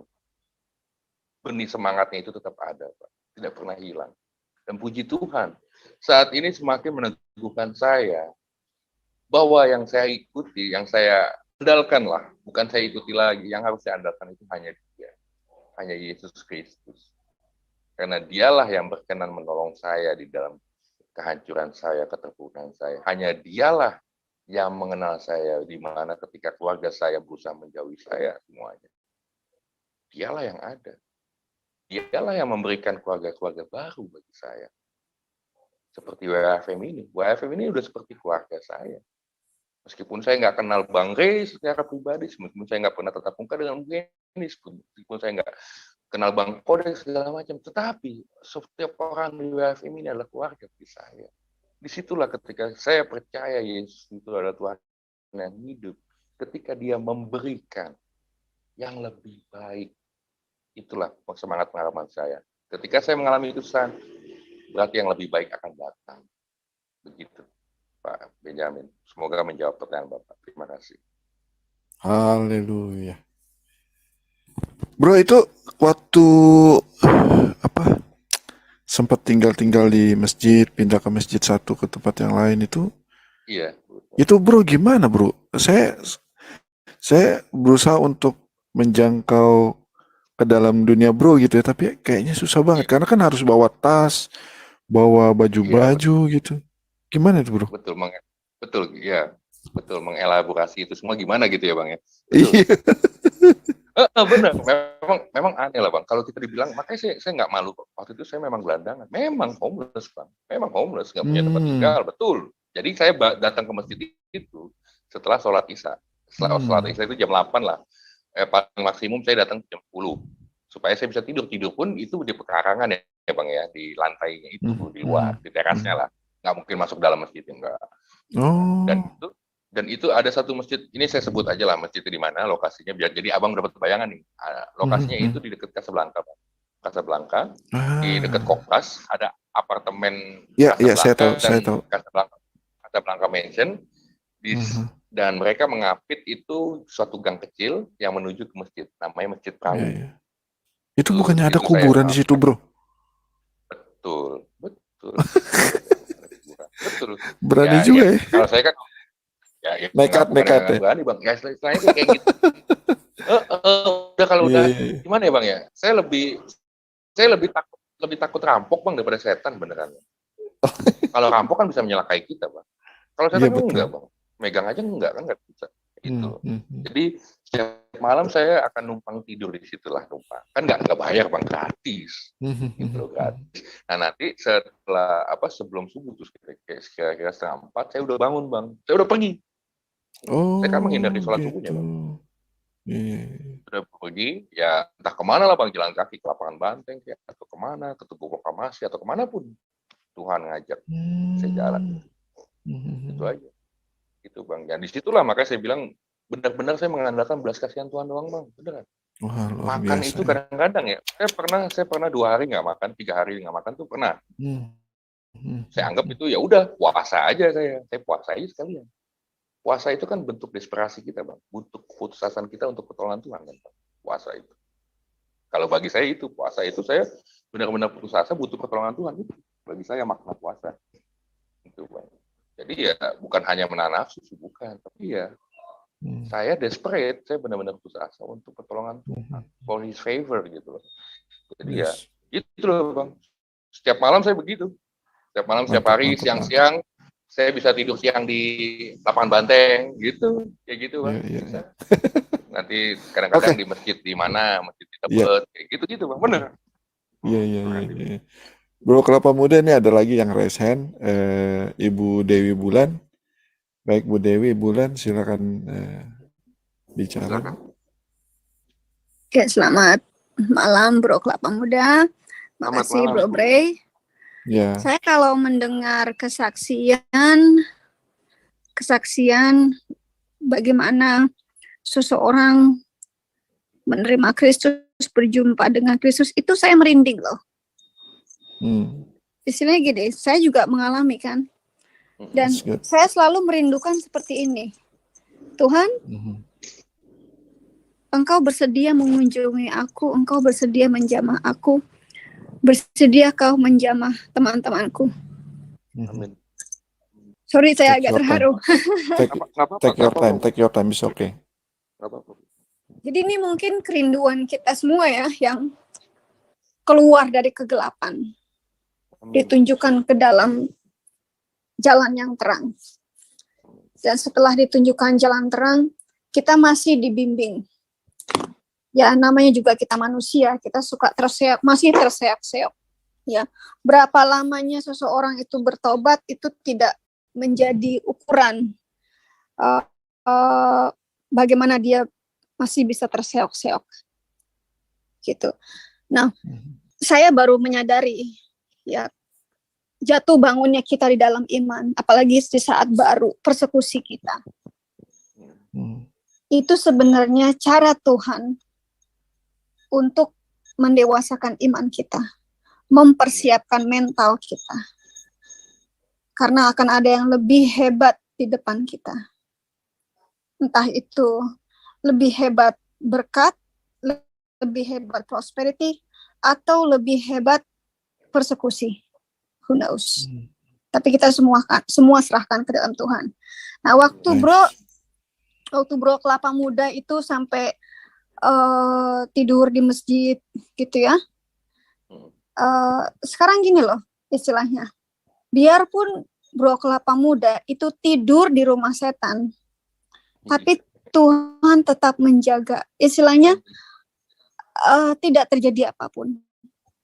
Karena yang banyak saya dengar, banyak yang tidur di musola, tidur di masjid, itu suka datengin yang aneh-aneh, kesurupan lah. Bener loh bro.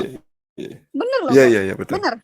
Jadi podok kapok gitu tinggal tidur di masjid. Begitu. Ada yang sejadahnya tiba-tiba hilang. Hilang bukan dicuri ya. Maksudnya hilangnya itu kok berpindah. Iya, kok saya ini kan tidurnya di atas sejadah. Kok tiba-tiba sejadahnya ada di dekat WC. Iya. Gitu. Terus hal yang aneh-aneh terjadi. Dan itu dialami banyak oleh tetangga-tetangga saya. Dulu masih muslim ya, tidur di musola lah. Lalu mereka bilangnya, oh kamu nggak suci tidur di musola, mungkin kamu nggak wudhu, mungkin kamu kentut waktu tidur. Ya, jadi pasti bilang gitu, betul.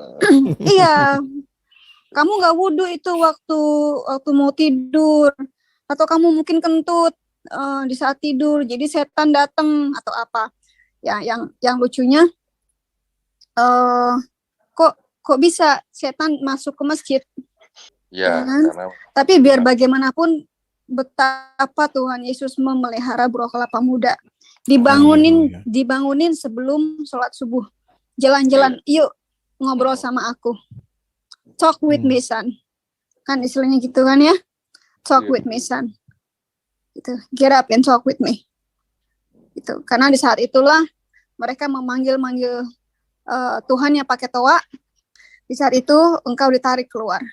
Tapi Tuhan memang luar biasa. Di saat Anda kelaparan, ada yang memberi. Seperti halnya Elijah. Di saat dia sembunyi di goa, diberi makan oleh the crow. Itu kan luar biasa. Bahkan puasa pun Anda tidak sampai puasa 2-3 hari itu tidak membuat Anda letoy, istilahnya tergeletak di tengah jalan. Tapi Tuhan tetap memberikan kekuatan. Dan dari situlah sebenarnya Tuhan Yesus itu mempersiapkan Bro Kelapa Muda. Ya. Jadi buat teman-teman yang mungkin yang belum puasa, ya mungkin bisa coba-coba ya, seperti Bro Kelapa Muda, jalan-jalan sendirian gitu kan, nggak bawa duit, nggak ada yang kasih makan, gitu ya, seperti gelandangan puasa lah. Bukan nggak bawa duit lagi Bu, emang nggak ada duit ya Bu, Nggak, maksud saya teman-teman yang sudah punya duit gitu kan, mencobalah jadi gelandangan gitu kan, nggak bawa duit sama sekali, ya coba gimana rasakan. Paling bentar-bentar telepon WA, transfer gue dong, gue mau ke McDonald nih. Udah nggak kuat gitu ya. Gak kuat nih gue. Gitu, ya. Tadi itu aja Bu. Terus pertanyaan saya gini, Iya, Bu. Waktu bro di masjid, tidur di masjid, itu ada hal-hal yang aneh nggak, yang serem-serem seperti yang dialami banyak teman-teman muslim kalau mereka nginep di masjid? Enggak, Bu. Ya, nanti ditahan sebelum jawab. Saya juga punya cerita nih, Bu Boleh. Dewi Bulan. Jadi dulu saya sebut aja namanya Nova. Saya juga dulu sering bergaul di musola ya dekat rumah saya. Waktu saya masih ya let's take about SD atau SMP lah gitu. Nah, kadang suka tidur di musola. Itu teman saya tiba-tiba paginya itu ada di dalam beduk. Di dalam beduk, tau kan beduk itu tuh apa namanya kan bulat gitu kan, kayak gentong gitu kan. Nah, itu dia ada tidur di dalam situ. Padahal jelas-jelas tidur bareng-bareng kita loh. Tiba-tiba dia pindah ke dalam beduk. Nah itu, wah kita sampai sejak itu saya jadi nggak berani saya. Sejak itu kejadian itu saya nggak berani. Oke, silakan dijawab Pak Bro Pak Pemuda. Coba ulangin lagi bro, siapa yang tidur di beduk? Temennya Nova ya. Nova namanya. Si Nova. Oh, kirain bro tidur di situ. Kirain banget yang banyak saya main aja di situ, saya main. Berarti kalau Bang Kayak tidur, temanku bangun-bangun di dalam lemari. Iya dia. Betul. Iya, itu yang saya dengar kejadian-kejadian kayak gitu kalau ada yang tidur di masjid. Makanya mereka tuh ya kalau misalnya udah kemalaman jalan kemana gitu ya, terus kalau ada pilihan tidur di masjid atau tidur di emperan toko, mereka lebih milih tidur di emperan toko daripada tidur di masjid. Katanya kalau di emperan toko nggak ada dedemitnya yang ngeganggu, ya paling orang seliwer-seliwer gitu kan. Tapi berisik lah. Tapi kalau di masjid biasa kata teman-teman tetangga ya, serem digangguin sama dedemit. Nah kita mikir loh kok di masjid ada dedemit? Katanya rumah Tuhan. Iya sih Bu, betul.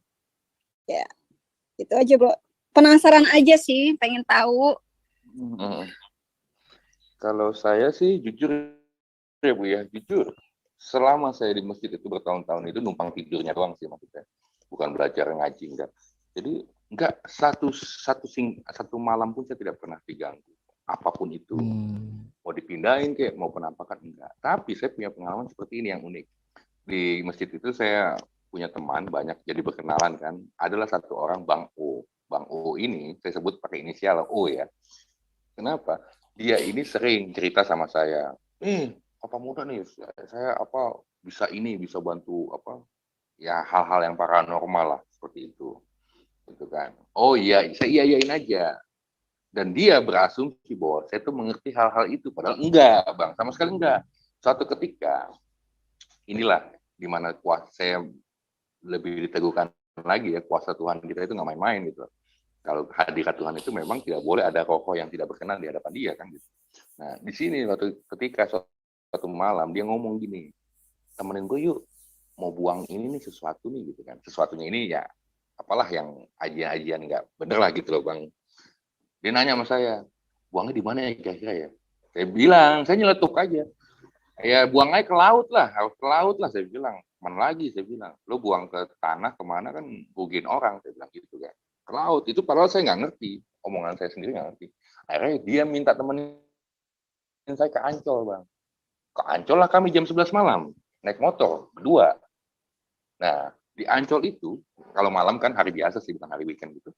Itu nggak terlalu ramai kan Bang. Nah kita cari tempat sepi, nah terus dia ngeluarin lah satu kantong plastik itu ada kertas-kertasnya gitu, apalah saya nggak ngerti gitu, saya nggak mau lihat itu. Nah dia mau buang Bang, nah dia kan berpakaian lengkap sama saya, celana panjang gitu kan, kaos kan, nggak mungkin dong dia niat berenang kan. Tetapi pas ketika dia mau buang itu, apapun itulah, itu dia buang itu kan dia ke pinggir pantai itu, di mana air kena ke kakinya gitu kan. Nah saya teriak di dalam hati saya, tutup bungkus dengan kuasa darah Kristus. Dalam nama Tuhan Yesus Kristus. Segala roh jahat dan kuasa kegelapan saat ini juga hancurkan dalam nama Yesus. Itu Bang, saya teriak itu. Saya ingat. Dan tiba-tiba saya lihat Bang O ini.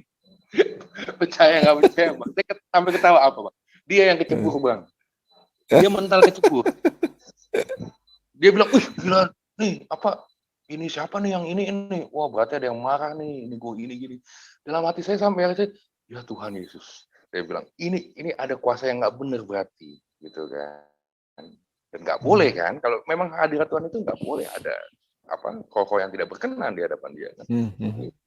Jadi dia yang mental bang. Tapi ketika saya tidur di masjid, sekalipun saya nggak pernah itu malam itu dipindahin, mau diteriakin kayak di kuping, ngeliat, nggak pernah. Itu saya nyenyak. Tidur saya pasti nyenyak, meskipun itu di teras masjid itu, karena kita hanya boleh di teras masjid, jadi itu masih kena angin bang, maksudnya bukan di dalam ruangan, di luar ruangan sebenarnya itu dingin kalau malam, karena anginnya kenceng kan, karena diapit 2 apartemen tinggi.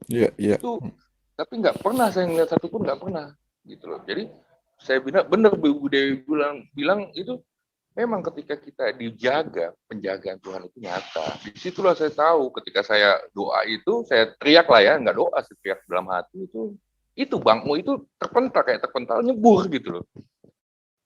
Basah semua gitu kan. Kenapa lu bang? Saya bilang gitu kan.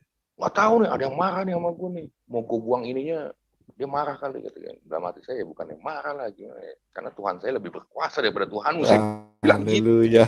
Dalam hati saya gitu bang. Gitu. Saya ketawa ya. Dalam perjalanan pulang dia cerita, oh bener ya, lu tahu ya ngerti hal gitu kan? Enggak, saya bilang. Karena saya menyembah Tuhan. Saya bilang lah sama dia begini. Di sini dia kaget baru. Karena kan dia merasa selama ini saya Muslim bang, padahal saya Kristen kan. Jadi di motor saya ngaku lah. Karena Tuhan yang saya sembah ini, Tuhan yang berkuasa atas segalanya.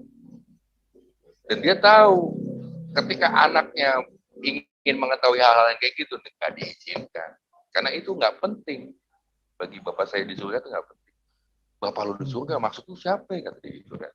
Udah meninggal bapak lu? Iya memang benar bapak kandung saya udah meninggal, betul. Bapak biologi saya udah meninggal. Ibu kandung saya udah meninggal, betul. Tapi saya bilang bapak saya yang lebih berkuasa. Siapa? Bapak saya yang berkuasa itu adalah yang mengirim Tuhan Yesus Kristus ke bumi. Dia kaget situ bang. Langsung berhenti motor kita di tengah jalan di Mangga 2 itu. Di Mangga 2 berhenti. Jadi lu Kristen? Iya. Selama ini lu Kristen? Ya memang bang. Mau gimana bang? Saya bilang gitu kan. Lu agama Kristen? Enggak bang. Kristen itu bukan agama. Kristen itu hubungan. Hubungan saya dan pencipta saya bang. Itu bang. Terlalu. Lu harus cerita sama gua. Gimana nih? Gue pusing nih kata dia. Pusing kenapa bang? Karena saya tahu abang tadi hal-hal yang kayak gitu. Itu kan sebenarnya dilarang bang, hal kayak gitu kan. Bahkan di agama abang kan ada bang. Jin Islam, jin kafir segala macam gitu. Nah sekarang abang begini bang. Sama halnya saya balikin pertanyaannya begini. Ketika kita kecil dilahirkan sebagai Islam, sebagai Muslim, kita dicekokin, bahkan diajanin supaya kita apa? Bertakwa menyembah kepada satu Allah. Satu Allah aja. Betul. Nah, ketika kita dewasa, beranjak dewasa, kita mempunyai pengetahuan, mendapat informasi bahwa ada dunia gaib. Saya tanya sama dia, sekarang bang, menurut abang, benar nggak bang, ketika kecil harus bertakwa pada satu Allah. Nah, ketika dewasa, beranjak dewasa, ketika kita remaja, kita mendapat informasi banyak tentang dunia gaib. Dan di Quran pun dibilang bahwa kita meyakini yang gaib. Sekarang saya mau tanya sama bang, Tuhan mana yang mau mempersekutukan dirinya dengan yang gaib, bang? Loh, Allah itu juga gaib. Nah, kalau Allah itu gaib sekarang, bang, berarti Allah tidak mampu menyatakan dirinya, bang. Alias di awang-awang, gitu kan? Kalau sekarang abang juga gini loh, istilahnya melawan hierarki yang agama abang udah tanamkan. Tidak mempersekutukan Allah, tapi ketika dewasa, lu harus mengetahui, bahkan meyakini alam gaib itu ada. Ini berarti mempersekutukan dong, Pak, secara tidak langsung. Gitu kan? Mereka yang mengajarkan kita untuk meyakini hal yang gaib, alam gaib. Disitulah ada konsep di mana Tuhan juga menciptakan jin, segala macam. Saya ceritain itu semua, Bang Ahmad. Kalau Tuhan menciptakan jin, berarti Tuhan bukan pencipta. Kenapa? Kalau Tuhan memang pencipta, dia akan menciptakan karya yang baik. Tidak ada keburukan di dalam ciptaannya. Kalau ada keburukan, berarti cacat, fail. Bukanlah pencipta dia. Itu saya bilang sama dia. Yes. Itulah meskipun dia langsung ya bereaksi, ya pasti lah Bang, pasti langsung bereaksi. Lo murtad lo gini-gini sama Bang, murtad, mu'alaf atau apa itu cuma sebutan Bang. Emang Abang tahu hatinya orang itu? Nggak tahu lah Bang, saya bilang. Yang tahu cuma yang di atas kan, Tuhan. Nah sekarang tinggal diadu aja Bang, yang di atas siapa? Saya bilang gitu kan, yang di atas siapa? Kita harus kenal yang di atas itu siapa. Bagaimana kita mau meyakini dia yang di atas itu ada, kalau dia tidak memperkenalkan dirinya kepada kita, Bang. Saya bilang itu kan sama dia. Ya udahlah, kita perlu ini dulu lah kata dia kan. Perlu nggak ketemu dulu lah. Sampai begitu, Bang. Ya saya bilang nggak apa-apa. Yang penting saya sudah ngasih tahu ke Abang bahwa Tuhan saya memang lebih berkuasa. Buktinya apa? Tadi Abang mental, itu aja. Saya bilang gitu kan. Abang yang mental, bukan saya yang mental. Iya, benar. Kalau Abang mau bilang, kalau Abang tanya tadi, saya jawab pasti, Bang. Siapa yang giniin gua? Saya jawab saya, Bang, tadi. Jujur. Karena apa? Hanya kuasa darah Kristus, Bang, yang bisa mengalahkan segalanya. Kenapa? Dia aja mati di kayu salib, Bang. Dia aja mati di kayu salib, Bang. Berarti apa? Dua hubungan itu udah selesai. Dua hubungan itu selesai. Sudah tuntas, sudah clear. Meskipun dia bilang, oke, kita kotak-kotakan lagi. Tapi dia nanya Bang sama saya. Gitu kan, nanya via WA setelahnya kan. Bro, kalau lu kan udah ditebus tuh di salib. Berarti enak dong bisa buat dosa. Saya bilang salah Bang. Penebusan dosa itu. Karena dosa itu tidak boleh ada, betul. Di hadapan Tuhan tidak boleh. Tuhan itu maha kudus, suci. Ya kan? Tapi begini Bang, dengan penebusan dosa itulah justru saya bisa datang setiap waktu, setiap saat pada Tuhan untuk mohon ampunan ketika saya berdosa. Artinya apa Bang? Restorasi. Penyalipan itu adalah restorasi relationship itu sendiri. Bang. Itu. Kalau Yesus tidak mati, mungkin saya ketika datang kepada Tuhan, sosokan berdoa, udah sama petir kali Bang, saya bilang. Masa gitu loh? Iyalah, saya bilang orang Tuhan itu nggak boleh ada dosa kok. Justru karena Yesus mati itulah saya bisa datang kepada Tuhan kapanpun. Di saat saya berdosa, di saat saya senang, bahkan untuk nanyain apa kabar Bapak. Nah, itulah mulai dia ngeblok saya, tapi ya nggak apa-apa lah. Ya nggak apa-apa, yang penting sudah menabur ya, Bro. Gitu Ini ada Pak Sinaga nih, Bro. Monggo silakan. Yang resen. Pak Sinaga, silakan berbicara. Maaf agak lama Pak Sinaga. Salam semua teman-teman. Ya, shalom. Oke, saya jujur ya baru kali ini mendengar kesaksian.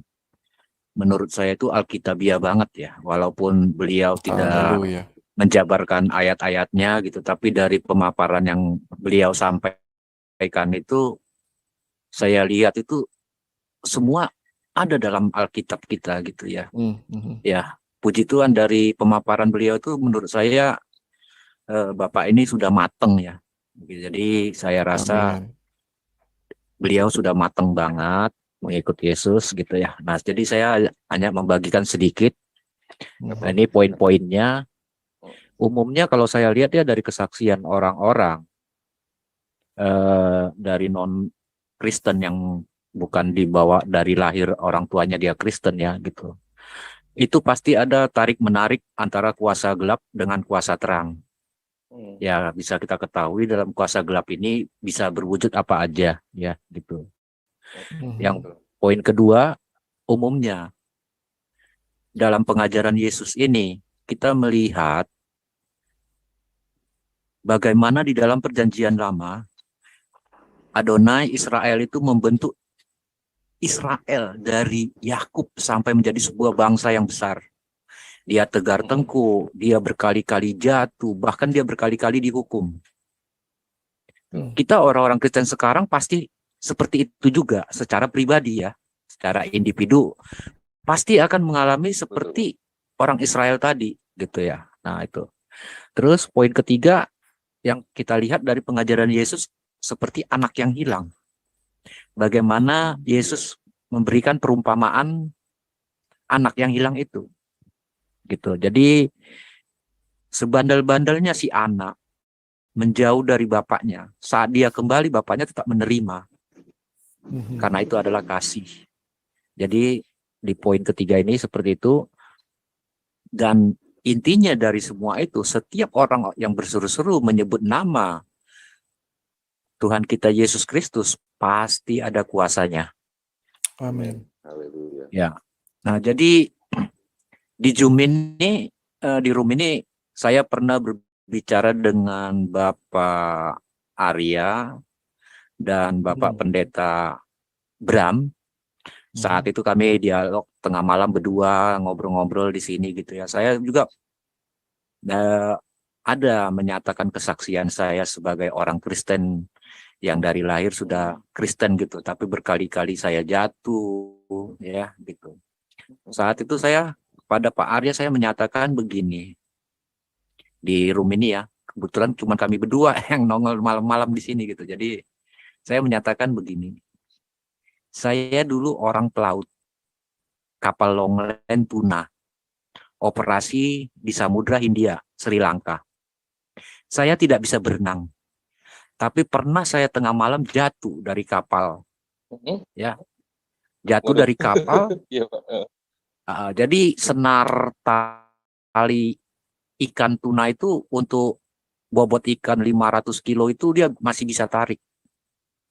Harapan saya jatuh, waktu itu saya cuma berseru pada Tuhan, saya katakan gini, Tuhan, mungkin di sinilah kuburan aku katakan begitu aja.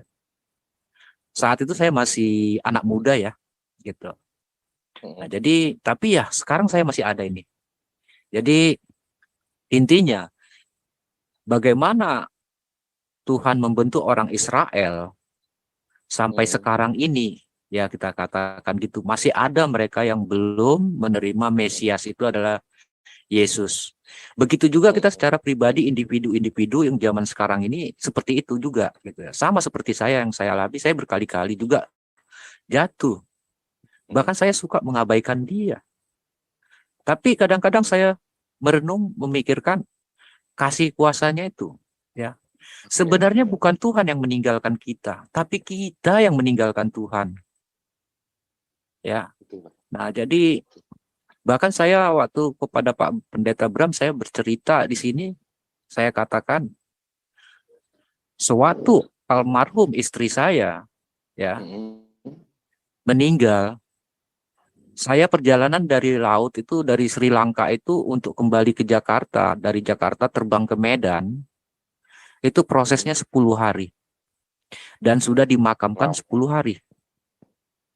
Ya. Nah, di situ saya udah punya anak satu, perempuan. Bagaimana anak saya rebut dari Sumatera Utara sana, saya bawa ke Jakarta, itu benar-benar ajaib. Karena memang benar-benar saya akuin ada kuasa kegelapan yang mengikuti. Gitu. Itu udah saya ceritakan kepada Pak Pendeta Bram di sini ya. Gitu ya. Dan saya juga mempunyai kesaksian. Saat saya baru ya ibaratnya baru setahun menikah lah ya, tahun 2002 gitu. Nah, jadi itu ada tragedi yang saya katakan tragedi yang luar biasa saya alami ya, yang mana almarhum istri saya ini saya kembali cerita tentang almarhum istri saya yang dulu ya gitu. Itu karena kesalahan dan karena ada kesalahpahaman sehingga terjadi tragedi. Saat itu tengah malam ya, sebenarnya nggak baik saya ceritakan di sini, tapi demi iman, barangkali orang Kristen itu yang bawa lahir itu bisa kuat juga imannya, jangan mau kalah sama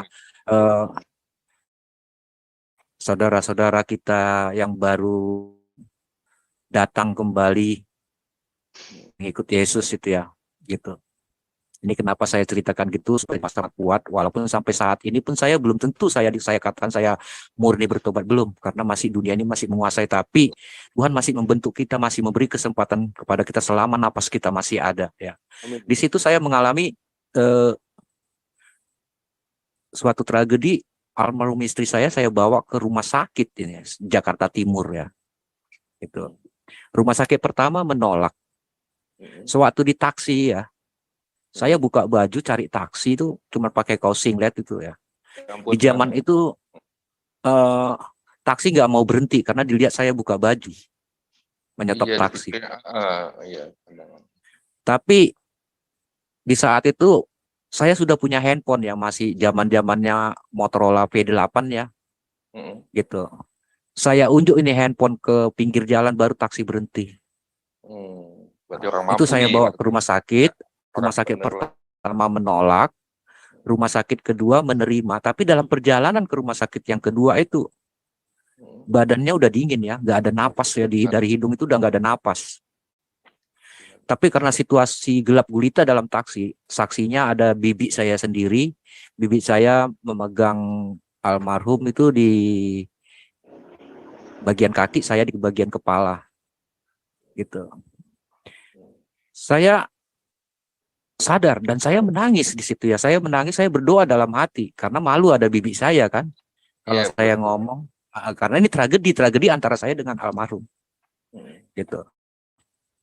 Ya, saya akuin ada kesalahan saya di situ sehingga terjadi seperti itu gitu. Nah, jadi saat itu saya berdoa sambil saya menangis.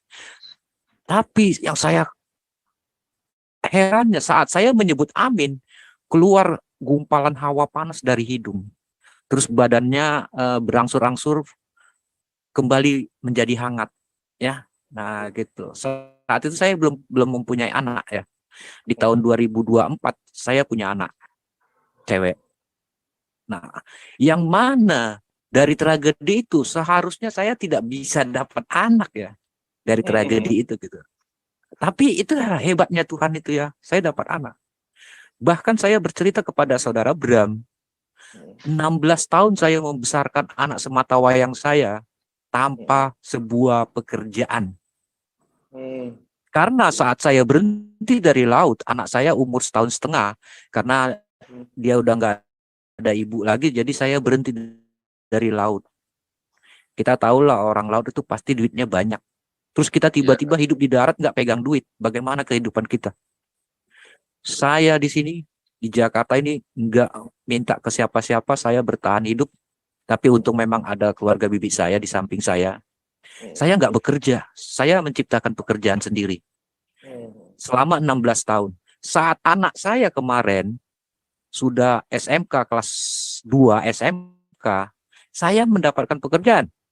Berarti kan hidup saya sudah diatur nih. Kenapa saat anak saya sudah besar, baru saya mendapatkan pekerjaan? Iya kan? Berarti disinilah kita tahu bahwa setiap manusia itu butuh proses pembentukan. Ya mungkin proses saya juga sampai saat ini belum selesai gitu. Nah, jadi saya menyampaikan ini sedikit, barangkali ada teman-teman bisa saling dikuatkan lah, namanya kesaksian ini kan pasti kita mengambil hikmahnya saling menguatkan ya. Betul Pak. Gitu. Ya, Nah, betul. jadi salam bagi saudara saya Pak Kelapa Muda ya, kita saya Jakarta Timur juga Pak, barangkali kita bisa nanti ngobrol-ngobrol selanjutnya ya Pak ya. Nah, karena saya juga belum menemukan teman ya, ibaratnya gimana ya, walaupun kita dari dunia maya ya, tapi saya belum pernah menemukan teman untuk seiman saling menguatkan gitu di darat gini, walaupun pasti kita masing-masing punya gereja ya gitu. Nah, oke lah, saya terima kasih atas kesempatannya di room ini. Barangkali kita mempunyai makna dan hikmah dari setiap apa yang kita alami. Terima kasih banyak. Terima kasih Pak Sinaga. Waduh, luar biasa ya kesaksiannya. Baik. Mantap nggak Pak Bre? Hah? Mantap nggak? Mantap. Ya, pada waktu itu malam-malam Pak Kelapa Muda datang menemani saya di room. Dia bersaksi, saya bilang, wah, ini kesaksian mesti diangkat Pak, ayo dibagikan, luar biasa. Nah tuh Pak Kelapa Muda begitu banyak yang diberkati. Tapi Pak Kelapa Muda udah ceritain mengenai bersama pegawainya nggak, yang air hujannya berhenti juga? Iya sudah Bu. Udah. Oh tadi. ya, puji Tuhan. Ya saya barusan Bu Heni, barusan saya lihat live chat ya. Sepanjang kita ini Ya banyak mengucapkan terima kasih karena kesaksian Bro Kelapa Muda sangat memberkati ya, sangat menguatkan gitu. Ya, inilah Bukan, sebuah kesaksian ya yang diperlukan gitu bagi bukan Bang. kita-kita. Ya, Maaf ya Bang Rey, maaf Ibu ya, Heni, bukan Iya. bukan saya, tapi ini kesaksian yang artinya gini, saya cuma jadi saksi Bu.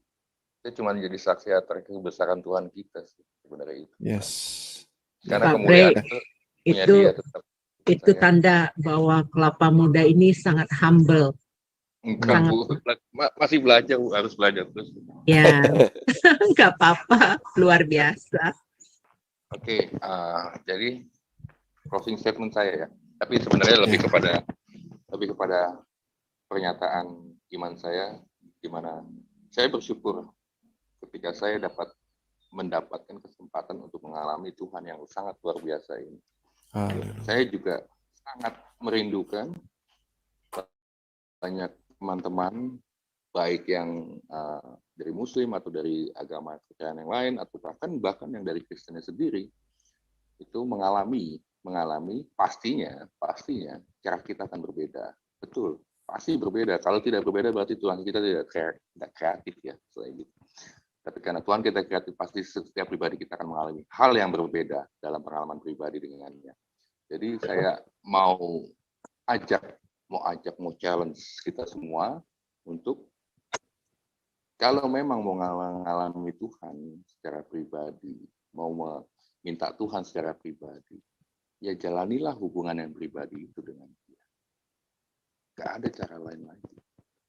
Hanya dengan datang kepada Dia secara pribadi, hanya meminta kepada Dia secara pribadi, dan menerimanya secara pribadi. Karena kita harus juga percaya berangkat dari kepercayaan kita kepada Dia yang mampu, yang bisa mengatasi segalanya, bukan hanya permasalahan, tetapi memberikan kita satu hasil dari permasalahan kita. Hanya Dia yang bisa membalikkan semua masalah menjadi mujizat, menjadi hadiah. Saya punya istilah, dari sampah menjadi gabah. Saya ini sampah, tapi Tuhan memberi saya, membuat hidup saya menjadi gabah, menjadi sumber nutrisi bagi kehidupan saya sendiri. Seperti itu. Jadi kalau saudara-saudara, teman-teman semua yang terkasih, siapapun kalian, apapun kalian, dari manapun kalian, Tuhan kita itu ada. Tuhan Yesus Kristus yang berkuasa atas hidup. Dan Tuhan yang hidup, pasti Dia akan memberikan kehidupan. Bukan kematian, bukan kebinasaan, ataupun kesengsaraan. Bukan. Tetapi kita harus setia dengan 3 formula Dia. Yaitu, mohon maaf saya menyimpulkan sendiri formulasinya. In His time, di dalam waktunya, by His will, oleh kehendaknya, for His name to be glorified. Hanya untuk namanya yang dipermuliakan. Itu saja. Terima kasih sudah mendukung semua dan saya harapkan semuanya ini kawan-kawan semua akan mendapat, bukan hanya mendapat, kalau saya bilang sih pasti sudah banyak yang mengalami kok perjumpaan dengan Tuhan, pengalaman pribadi dengan Tuhan. Cuman kita harus lebih lagi meminta kepada Dia, mengandalkan Dia, depending on Him only, gitu, relying everything on Him. Gitu. Jadi karena saya percaya nggak ada yang namanya kegelapan, yang ada hanya kurang terang. Situlah Tuhan kita terang. Dia mengatasi semua kegelapan. Karena kegelapan itu tidak pernah ada. Hanya kurang terang. Terima kasih untuk FM, terima kasih untuk ini, terima kasih untuk Bang Rey yang sudah memoderasi, dan terima kasih untuk Bang Ode yang Sama-sama. Terima kasih. Puji Tuhan, kesaksian yang luar biasa ya, banyak mujizat terjadi dalam hidup brother Kelapa Muda ya. Beliau dijamah Tuhan, dilawat Tuhan dalam mimpi, dalam audible voice, dan sungguh malaikat Tuhan datang memberikan beliau uang ya $600 untuk melakukan pelayanan ya, outreach ke Filipina dan ke Cina. Ini luar biasa, pengalaman rohani yang sangat dahsyat. Bapak Ibu sekalian, marilah kita terus berdoa mengasihi jiwa-jiwa yang terhilang. Mungkin kita tidak menyadarinya, tetapi banyak jiwa yang perlu kasih Kristus, yang perlu lawatan Tuhan. Kita yang sudah dijamah Tuhan, kita yang sudah mengalami keselamatan, kita tentu tidak bisa membiarkan jiwa-jiwa lain kelaparan, kehausan akan kasih Kristus. Mari kita terus berdoa, mengasihi, terutama buat bangsa dan negara kita, dari Sabang sampai Merauke, dari Miangas sampai Pelorote, kita doakan supaya revival terjadi, episkiasu terjadi, Tuhan melawat bangsa kita, di mana saja, bahkan di pelosok-pelosok. Tuhan memberkati Bapak Ibu semua, di dalam nama Bapa dan Anak dan Roh Kudus, di dalam nama Tuhan Yesus Kristus. Haleluya, haleluya, haleluya. Amin, amin, amin, amin, amin, amin.